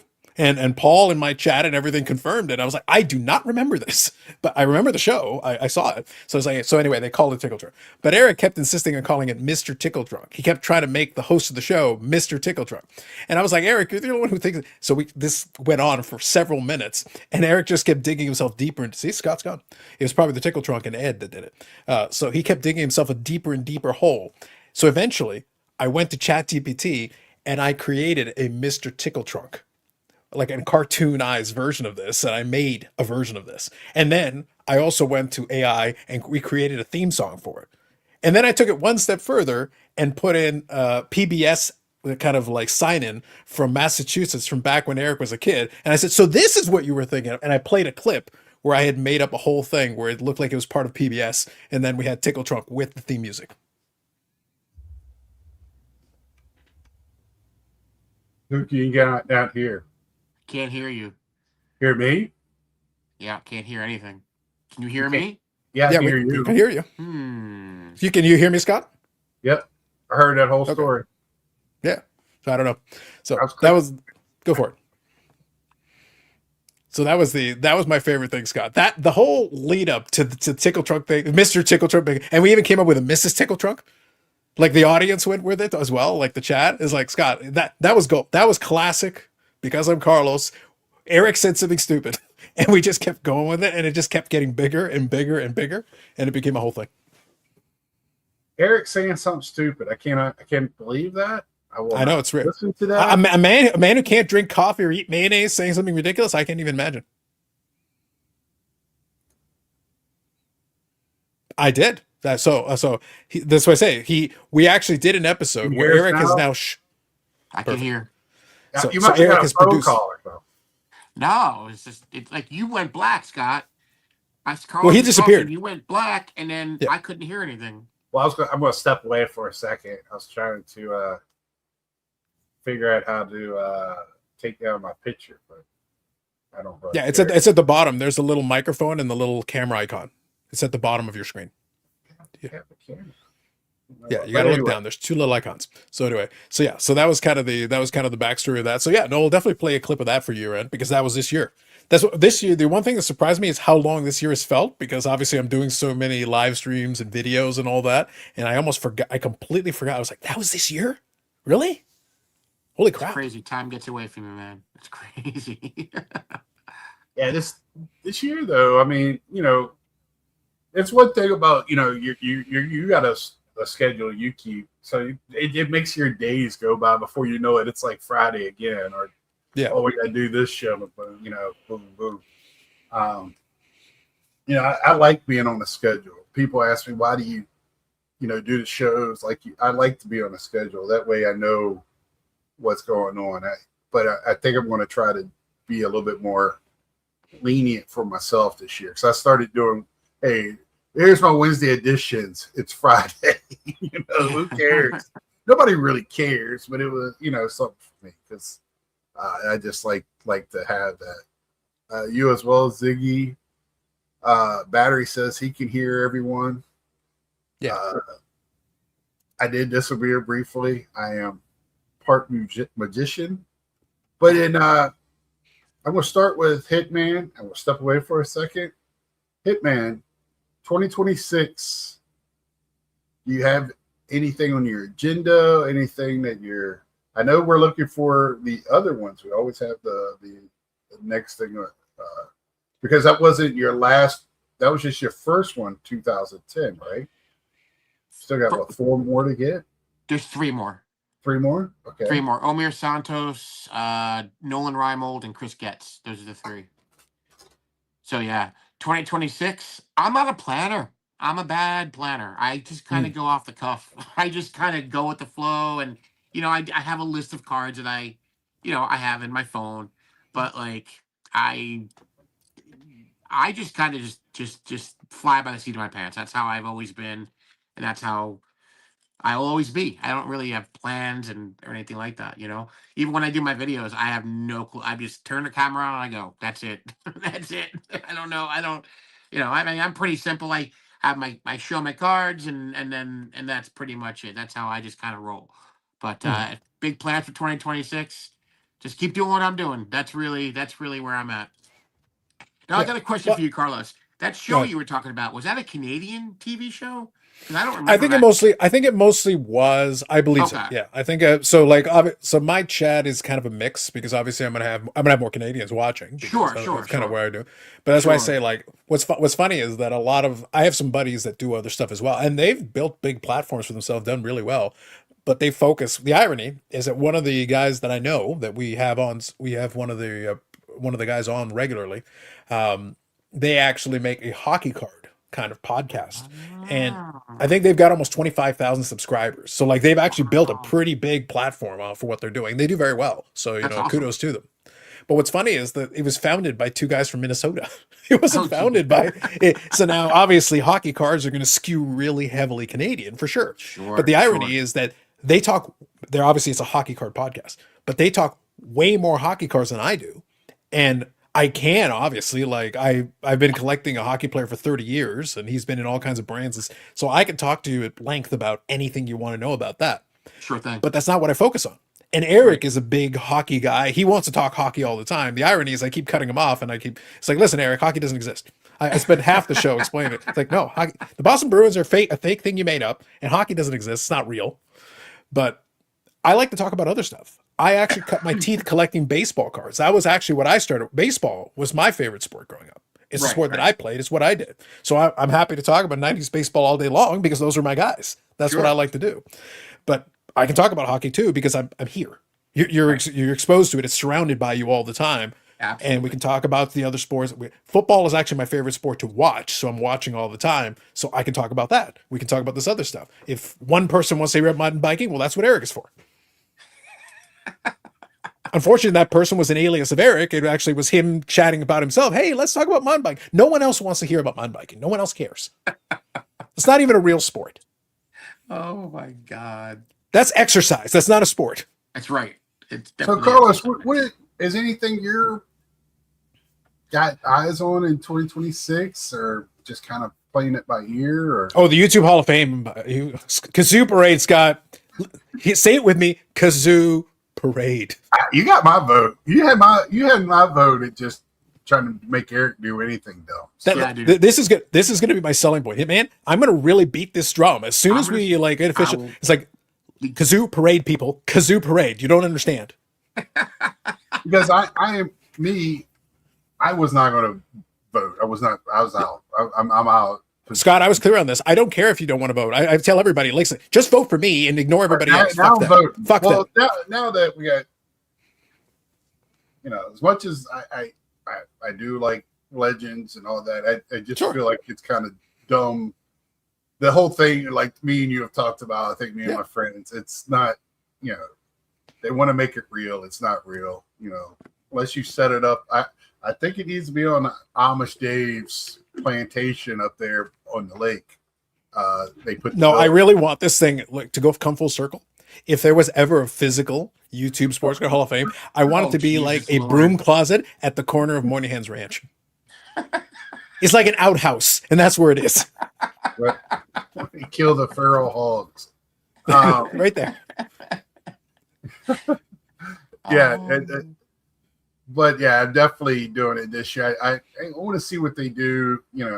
Some of the concepts of these new guys, and Ray and Scott really take the card part, the Hall of Fame part, really serious. Which I really like that. I do. I think that is something really, really good. That can The be irony, bigger Scott, than the irony is that the three guys you have, I don't know Ray, but I joked about it when we first found out they were going to take it over. It's like, oh, Ray's obviously my favorite guy from Philly. Didn't even question. People from Philly, Ray's my favorite, personally, my favorite. But like Brad, I've had him on my live. Like Brad's a good dude. I like Brad. Brad's a great guy. And Scotty Tradition, like he's a fellow Packer fan. Like we'll exchange comments and everything. So like I like his stuff. So like what's funny is 2 out of the 3 guys I at least know a little bit, and I like them. And then like I said, Ray is clearly my favorite person from Philly ever. After Mitch Williams. After Mitch Williams, Ray is my favorite person from Philly. Yeah, you gotta love What about Whisker Griff? Listen, until Crypto Griff uses some of his power to help me, we will never speak of it again. Now, here's a story about it. Go on. You know, his Instagram got hacked like 2 years ago. Oh yeah, that's right. I did hear about that. Yeah. And did you know what? Because everybody thought he was playing a joke. Because what was sent out on his Instagram was crypto. No, I know. No, that I remember. I remember that, and it played right in. It played right into my Crypto Griff theory. It's what I've been telling you all. You can't make this up. And it happened right at the National. Like I think it was like that week. And man, it was either then or when I went up to Philly. I can't remember because I remember being with him right when it happened, right after it happened. So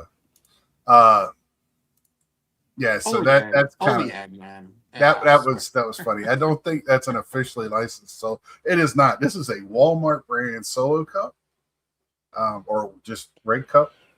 Damn, an unlicensed solo cup. Yeah, this isn't solo that you grew up.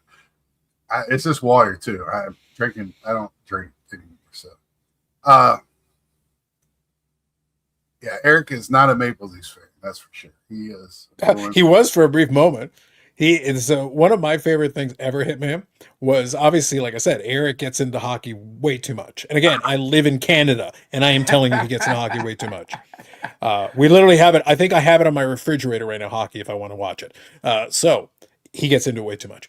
But one year he tried to predict. We were doing we were doing just for fun, like a playoff pool. We went in and had all the matchups and everything. And he had a legendary run where he got every single one wrong. Random coin tosses, and you would have gotten a couple right. He literally got every single round wrong. And what he kept doing is, as soon as Boston was eliminated, he would keep switching fandoms. And every time he switched fandoms, he would put like a whole backdrop and everything. So for like a couple of days, he was a Leafs fan. They lost. Then he was a fan of this. They lost. And it was just one after another. He managed somehow to get every. If you had just bet against him, you would own a condominium on the moon and part of the moon.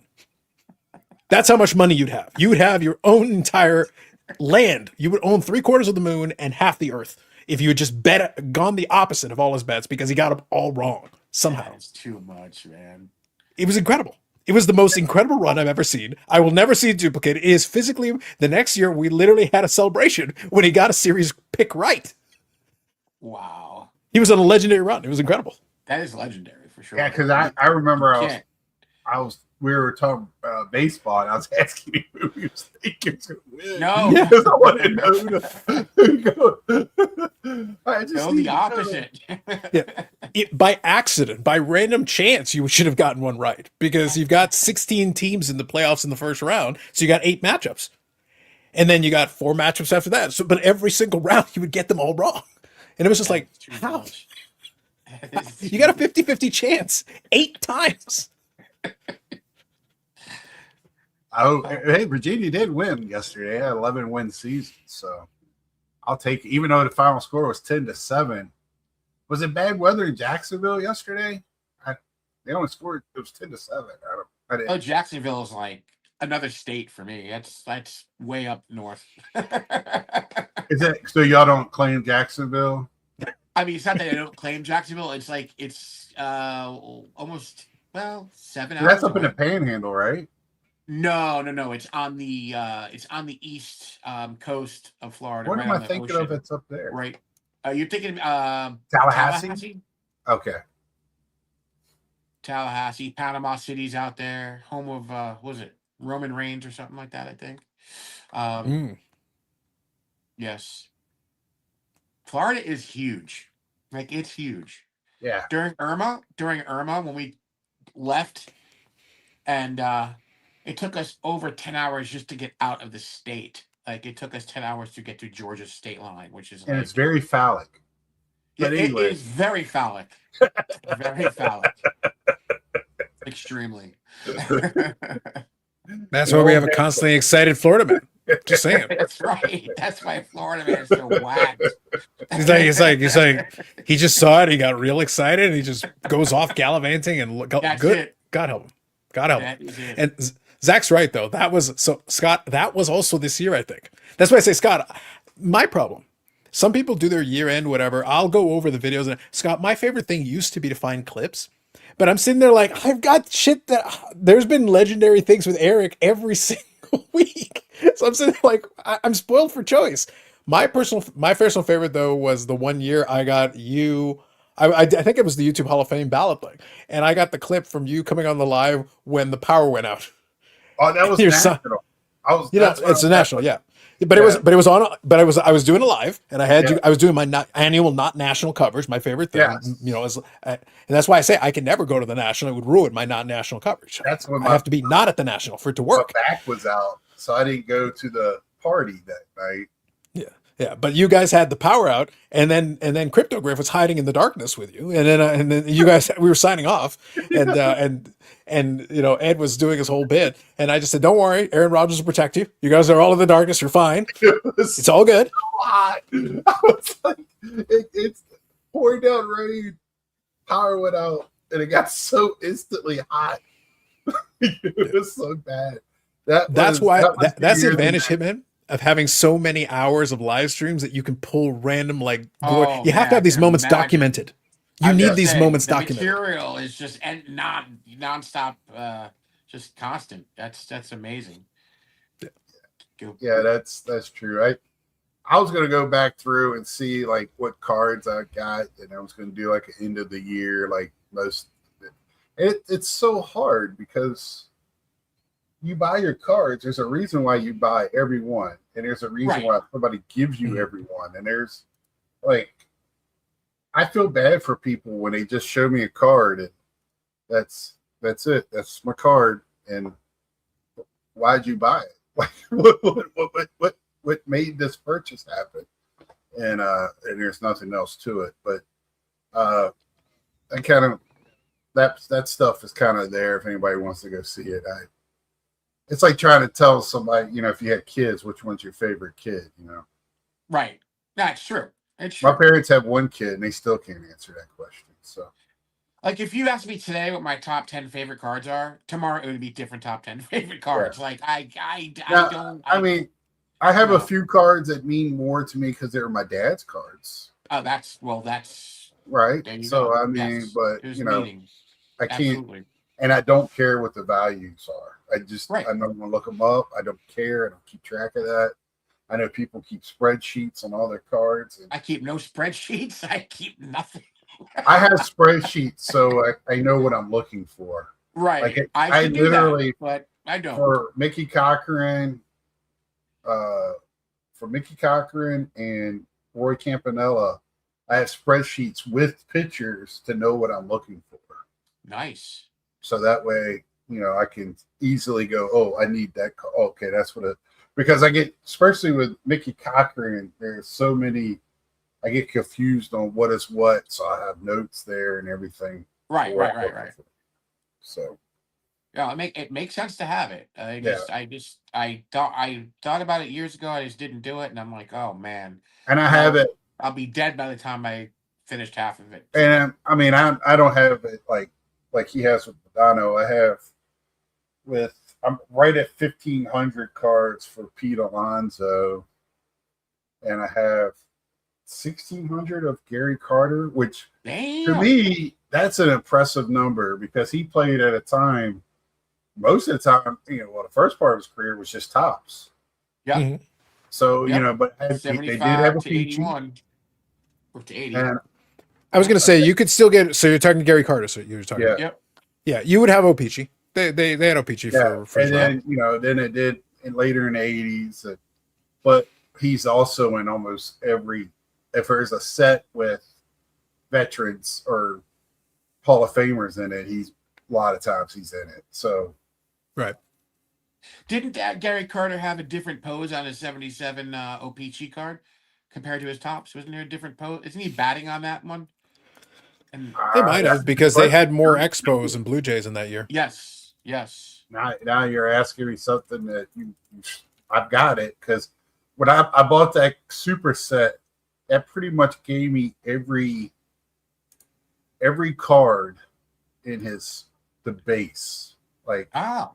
for his playing days. I have all of his food. I have almost.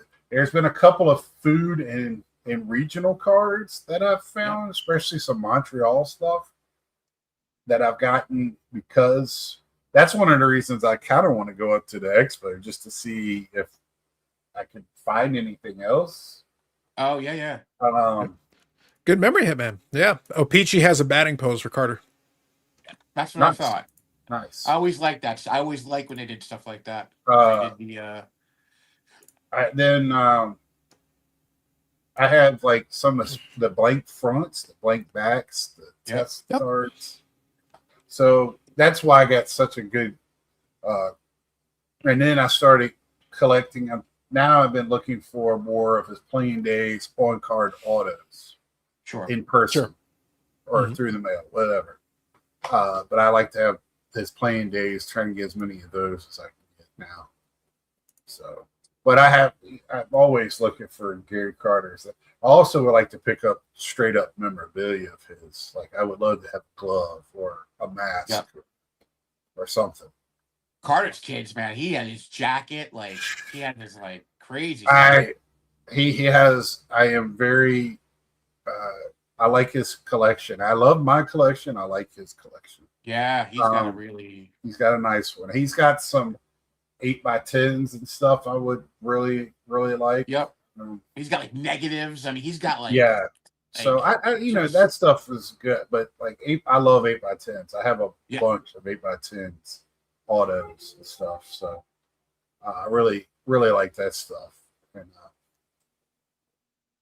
so that's where I'm at with 2026. Always looking for that stuff. On add with Pete Alonso going to Baltimore. I'll definitely get his flagship. Yep. And I like to get, if I could find an auto that I don't have to pay an arm and a leg for, Orioles uniform would be nice. But I Are his will autos expensive? Are his autos not really. expensive? It just Okay. so I've been talking about this. This is the problem with autos now. Is like it wasn't like this for a few years ago. The autos, it didn't matter what card it was on. It could be, unless it started doing a short number stuff, of course, but Right. autos would be almost the same price. But now people look at certain cards and it's a higher end card, and so it's more expensive. But I just bought one today for $50. Mm-hmm. But then there was the same another card for 2025 in the, was it Cosmic or whatever something, and it was $150. I'm not paying $150 for one of his autos. It's not Yeah, unless yeah, it's a low numbered something really pretty, yeah, like there's no need. with jersey patches that are really nice or something. But it's not his rookie auto. Why would I pay more for 2025 than I would for a rookie auto? That doesn't make any sense.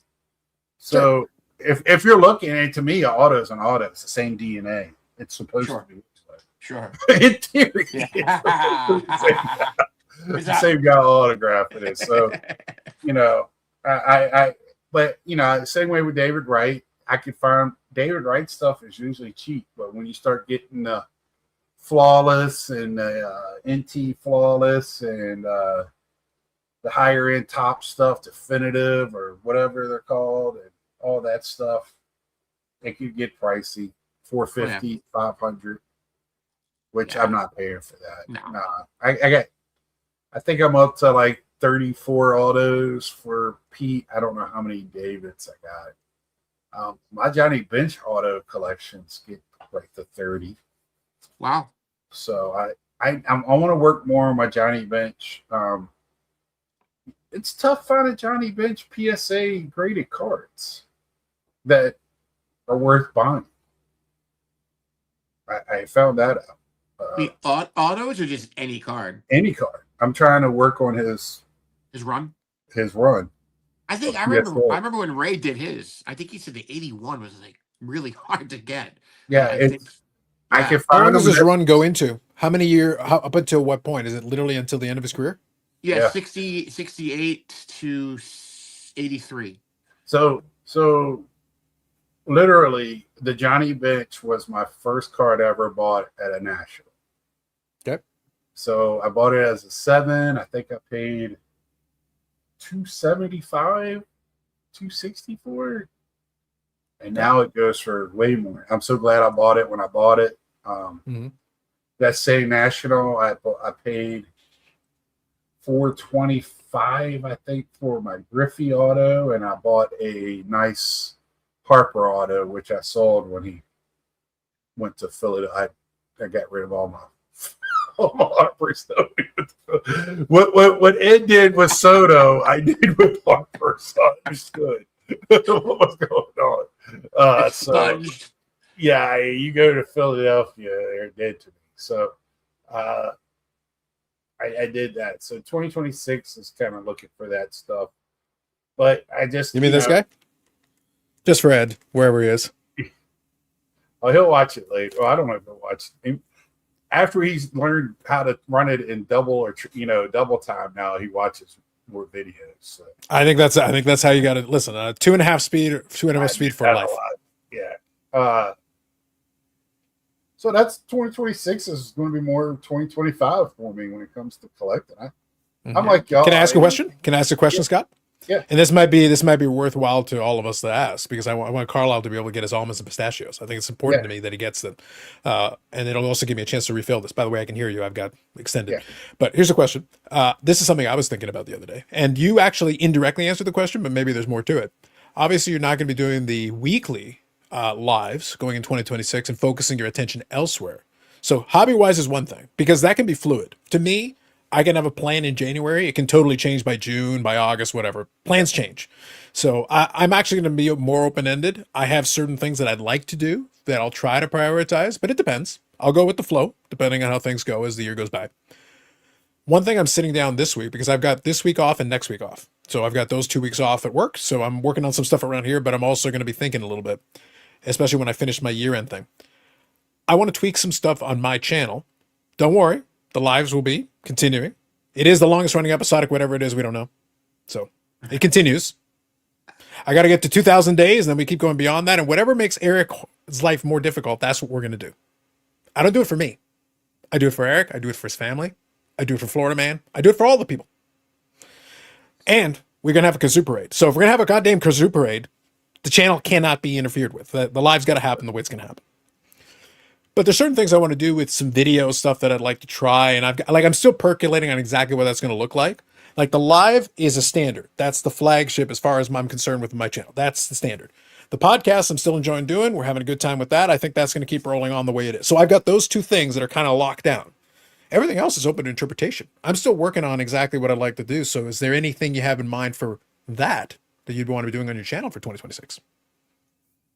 I think I want to go with, I haven't talked about it on here because, I have my foot in different areas of the hobby. So of hobby, not this hobby, but I am set up to do video games on this channel. I've done one night, make sure it works. And I think that's what I'm going to do a little bit more of in 2026 is play games. And if anybody wants to come on and talk to me about anything, I'll be playing a game. You can talk to me about anything and we can talk. Also, might even open it up instead of doing a chat or something. While I'm organizing cards, open up the live and just chat while organizing cards. Being more in a relaxed, shareable atmosphere with what I do in my hobby is what I want to do. I want to, because that's what I really love about talking with people in the hobby. I want people to realize when I talk to them and ask them, how do you hobby? I'm being dead ass serious. So I enjoy that. Yeah. He's dead ass serious as opposed to the alternative. Yeah. I am very serious about that. So I like to know, what binders are you using? I'm not a big fan of the top loader binders. I'm not. I think they're too bulky. They But it's are. I have one. interesting. I'm not that crazy about Right. I am, but I like to see when people get it and they enjoy it. I love it. It got brought to my attention. Hey, dumbass, you don't have to just use the 9 pocket things when I need something else for a binder. If I need an 8x10, it's okay to put one in the binder with that. Sure. It's okay to get a 4 pouch which I didn't even realize. It never hit me that they made those. Are they 4 Mhm. pounds? Here I am, 2 I've been pounds? collecting all my life and things like that. Always learning. I hate, I'm using Eric's terminology. So, I am kind of, that stuff really intrigues me. I like it when I like the one touches with the emblems on the top. Sure. But my OCD won't allow me to change. I got so many of the other ones, that stuff I need to be put away, and I have probably 30 boxes of graded.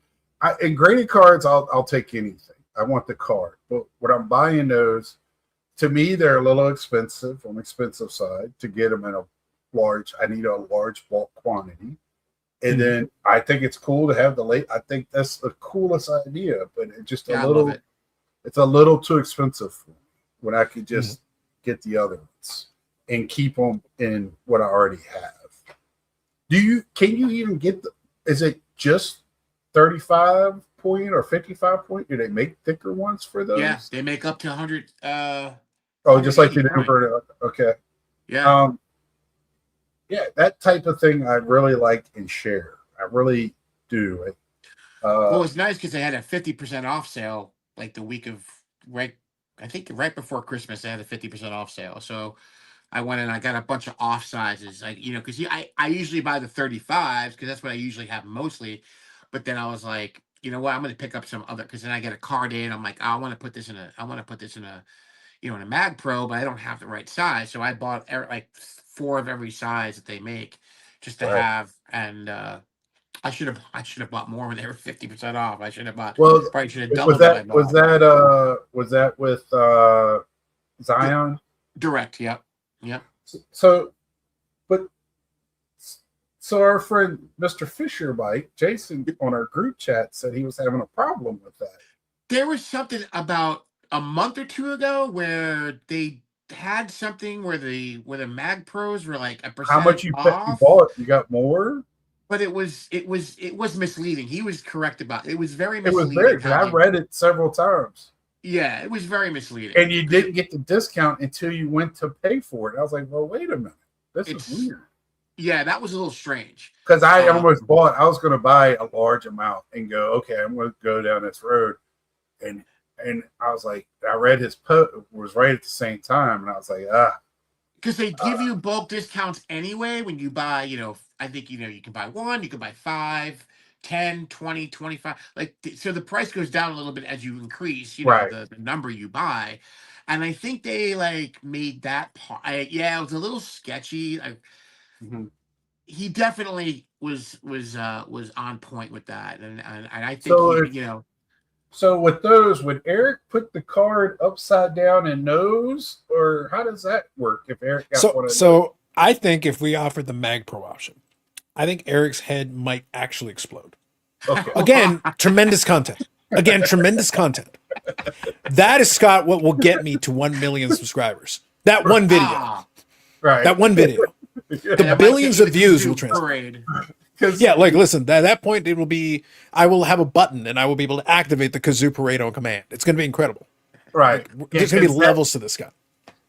Yeah, that would be crazy. But that type of thing, I think I want to start, because I've gotten in this last few months playing more games, reading more books, getting into my comics again.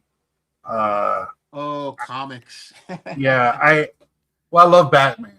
So yeah, awesome. I'm reading a actual novel right now that's from the Batman with Jack Nicholson Joker. Is that right? Jack the first Joker. Yeah. Who's the Joker that fell off the thing? Jack Nicholson. Okay, that was Jack Nicholson. The clock? Off the clock, yes. Right? Yeah. Yeah. So they got a 2-book series that continues from that movie. Oh, so you're going Tim Burton Batman. So yeah, Batman 89. For the time he fell off that, they did a thing with Clayface, because Clayface came from Smilex and Doctor Hugo Strange. And then now it's Batman solved that case, and now it's the Riddler. And they have, like, the Catwoman has been introduced, but she's not Catwoman yet. And they keep putting in, like, Harvey Dent, Two-Face. He's not Two-Face yet. He's still the DA. DA. So it's been very interesting. I like that type of thing. So I like it. Really enjoying that little 2-book series for that.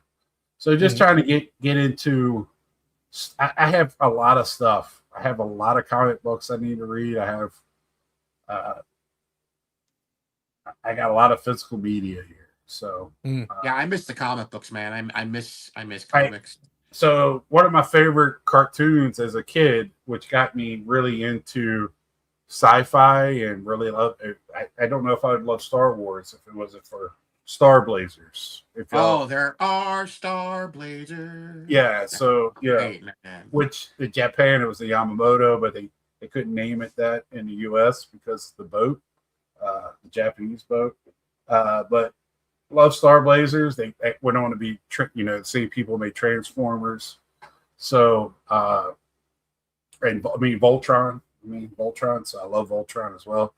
So just trying to get into more of that. I've been just loving, no, not Jack Nicholas Battery, getting more into that type of thing. I don't know if I'm going to do more than just, the Thursday's enough for me to touch on what I do. But I just like to do that to share it with anybody if they want to see it or not.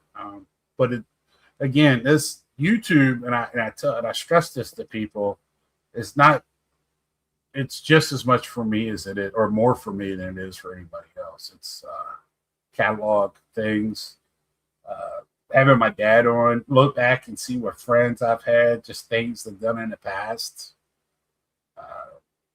I talk about it all the time. Little Scott wouldn't believe where Big Scott is, right, in life right now.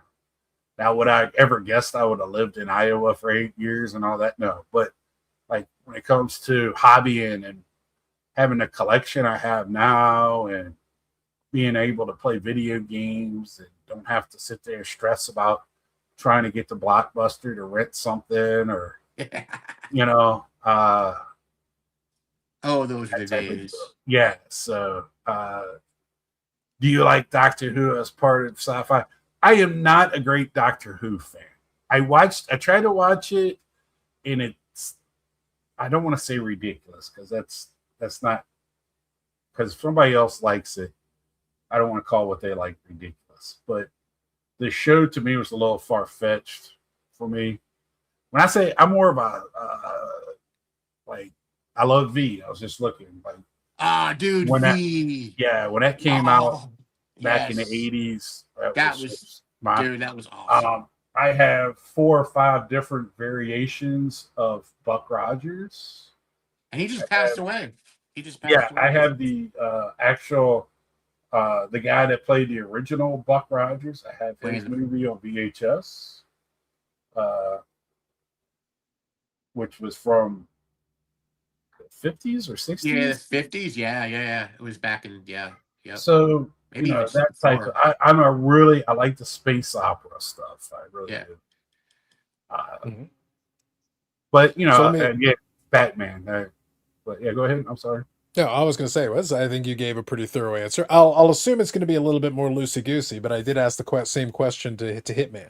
Are you going to get it? So YouTube next year, is it going to be more of the same of kind of what you've been doing, just play it by ear and as you go, or is there anything you have in mind?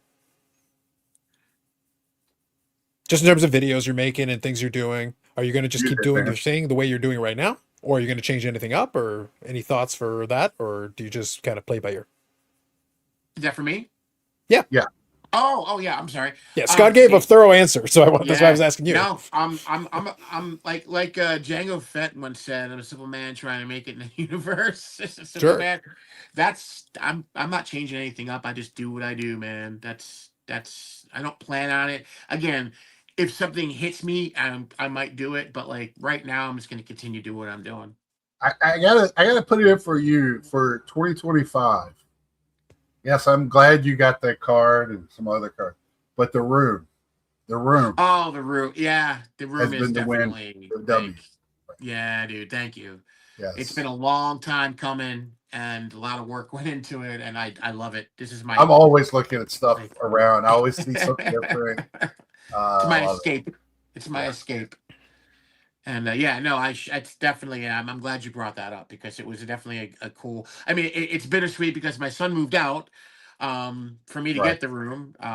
But it's awesome to have it and to put my stuff up and just be able to look up at my walls and be like, oh my God, I love that. I love that.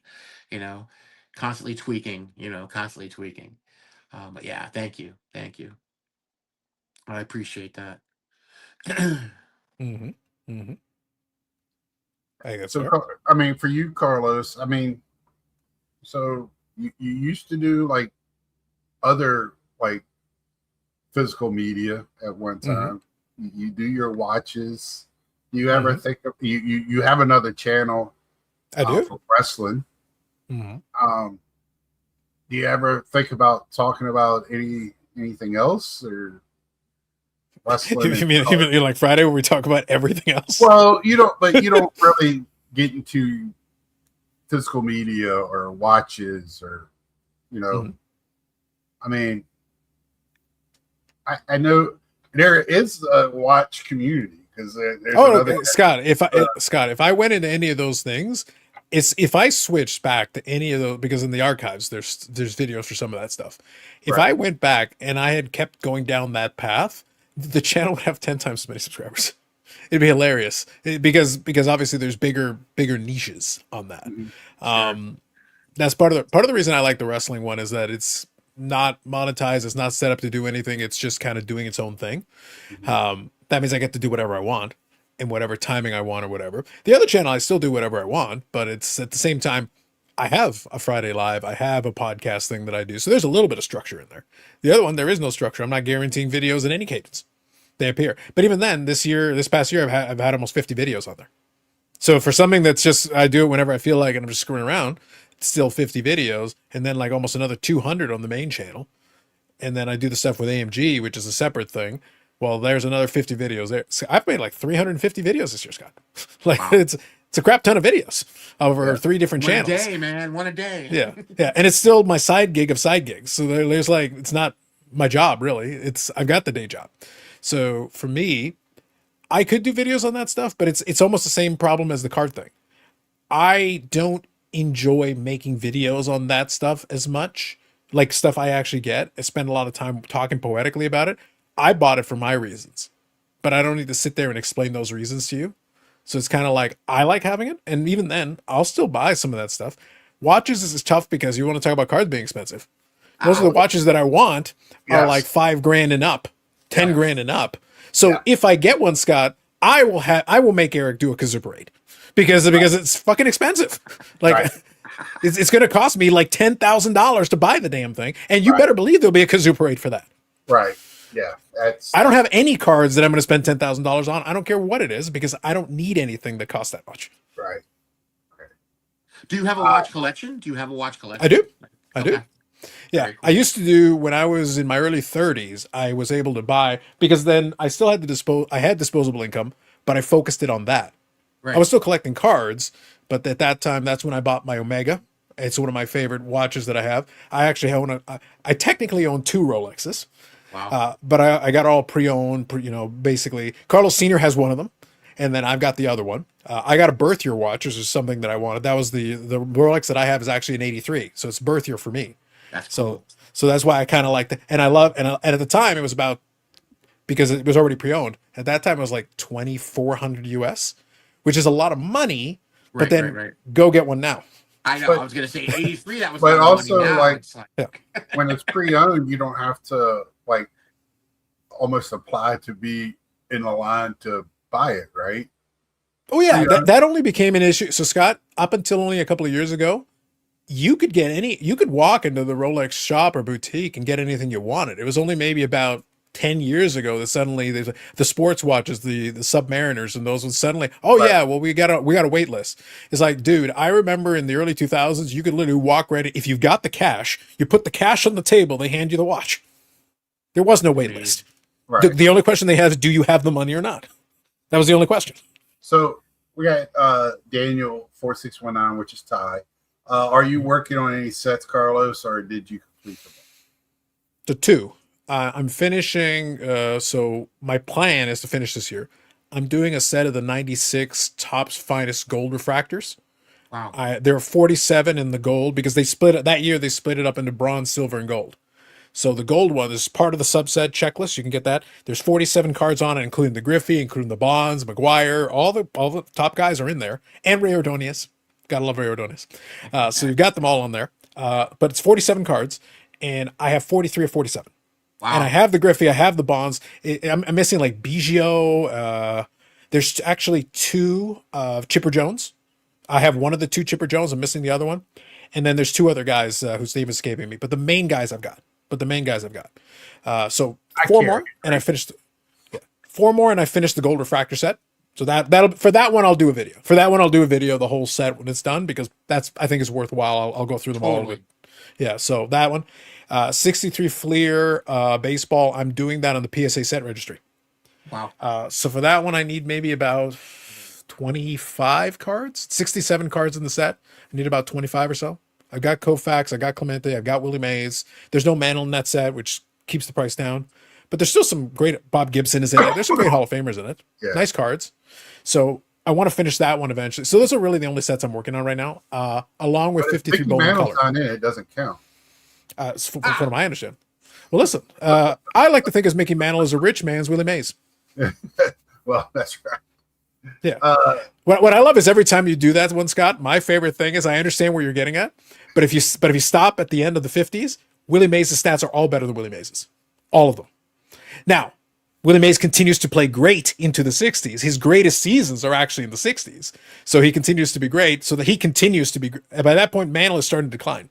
He still has 61. He's still a massive year for Mantle, obviously. But after that, Willie Mays continues to be great into the early 70s. The problem is by that 69, Mantle's already dead. Like, really, he's gone. Like, there's nothing left. But the last 5 years or 6 years of his career, he was basically a replacement level player. He basically was there because of his name value alone. They wouldn't cut him, but he retired before he became really crappy and they had to bench him. Well, a lot of the superstars there, they hung on. They get that last paycheck. I mean, Yeah. That's what happened to Mays at the end. 73, what he's remembered for was they got to the World Series, but he's remembered for making a botch of a play in the outfield where you're like, Willie Mays in his peak was like a perennial gold glove. And all of a sudden he can't field to save his life and he looked terrible. Right. But that shouldn't be your only memory of Willie Mays. He did so many other great things. Yeah. But the problem is the 73 Willie Mays was like the last 5 years of Mantle's career. Literally, if he had retired like 5 years earlier, he would have. But when he retired, he was 5th all time in home runs or thereabouts. So like, actually, he still had the great all time stats, but that dude was gone. The last 5 years of his career, he was already well into the bottle. It was over. so Zach saying that maybe your wrestling channel will win YouTube Sports Card Hall of Fame. There are cards in it. Do we count does wrestling cards count as sports I don't cards? know. for the I don't know Super how Bowl? this is. I'm waiting for like a TCG guy to get nominated. Watch everybody's head explode. Listen, I could point him out to some TCG channels that have multiple million subscribers. Millions. Let me say this. TCG is a game. It is. It is. So is it not a sport? You keep score. I don't know. I'm just saying. Maybe somebody that's a little bit of a smart ass here might Scott, nominate somebody. You're percolating, man. after I rig the YouTube Hall of Fame so that we get a kazoo parade, because that's what we all want, you can all do whatever the hell you want with it after that. I don't care. Get a TCG guy nominated. Even just a nomination, that'll probably be explosions. Scott, that can be your you vote for me and one TCG guy. That's it. I'm good. That's it. That'd be Perfect. huge. And then all my old timers has got. I really want to vote for Amish Dave, but I think I'm going to vote Purple GT.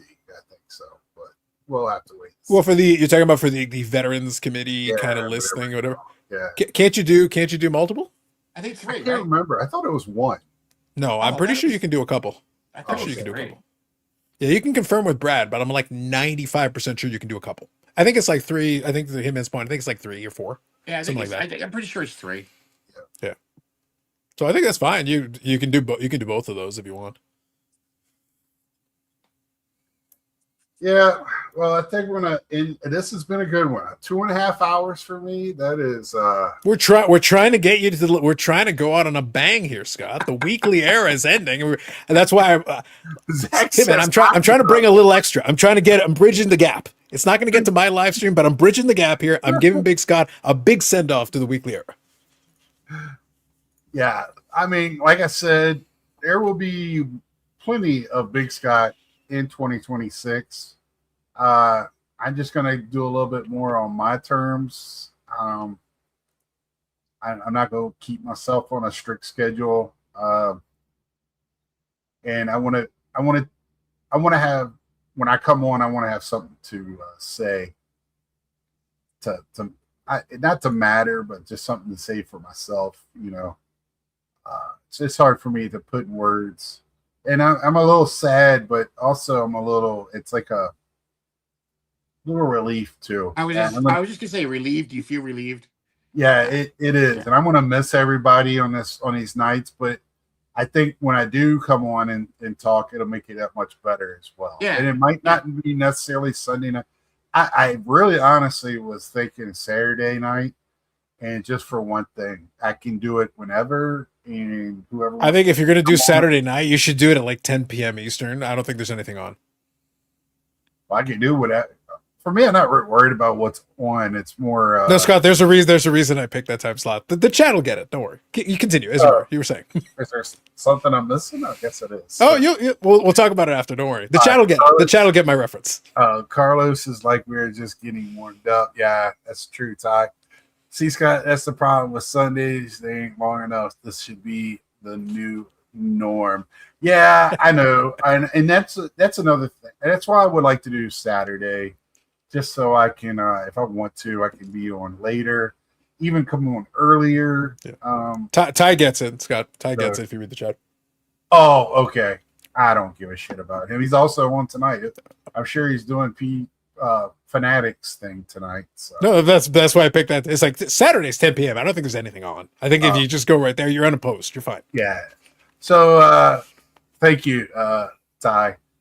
So until next time, like, share, tell a friend, and tomorrow 7:00, me and Pop will be on, and we're gonna have a discussion. It's going to be more than just. Eddie just put.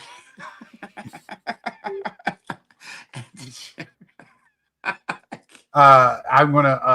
Oh, We're gonna be talking.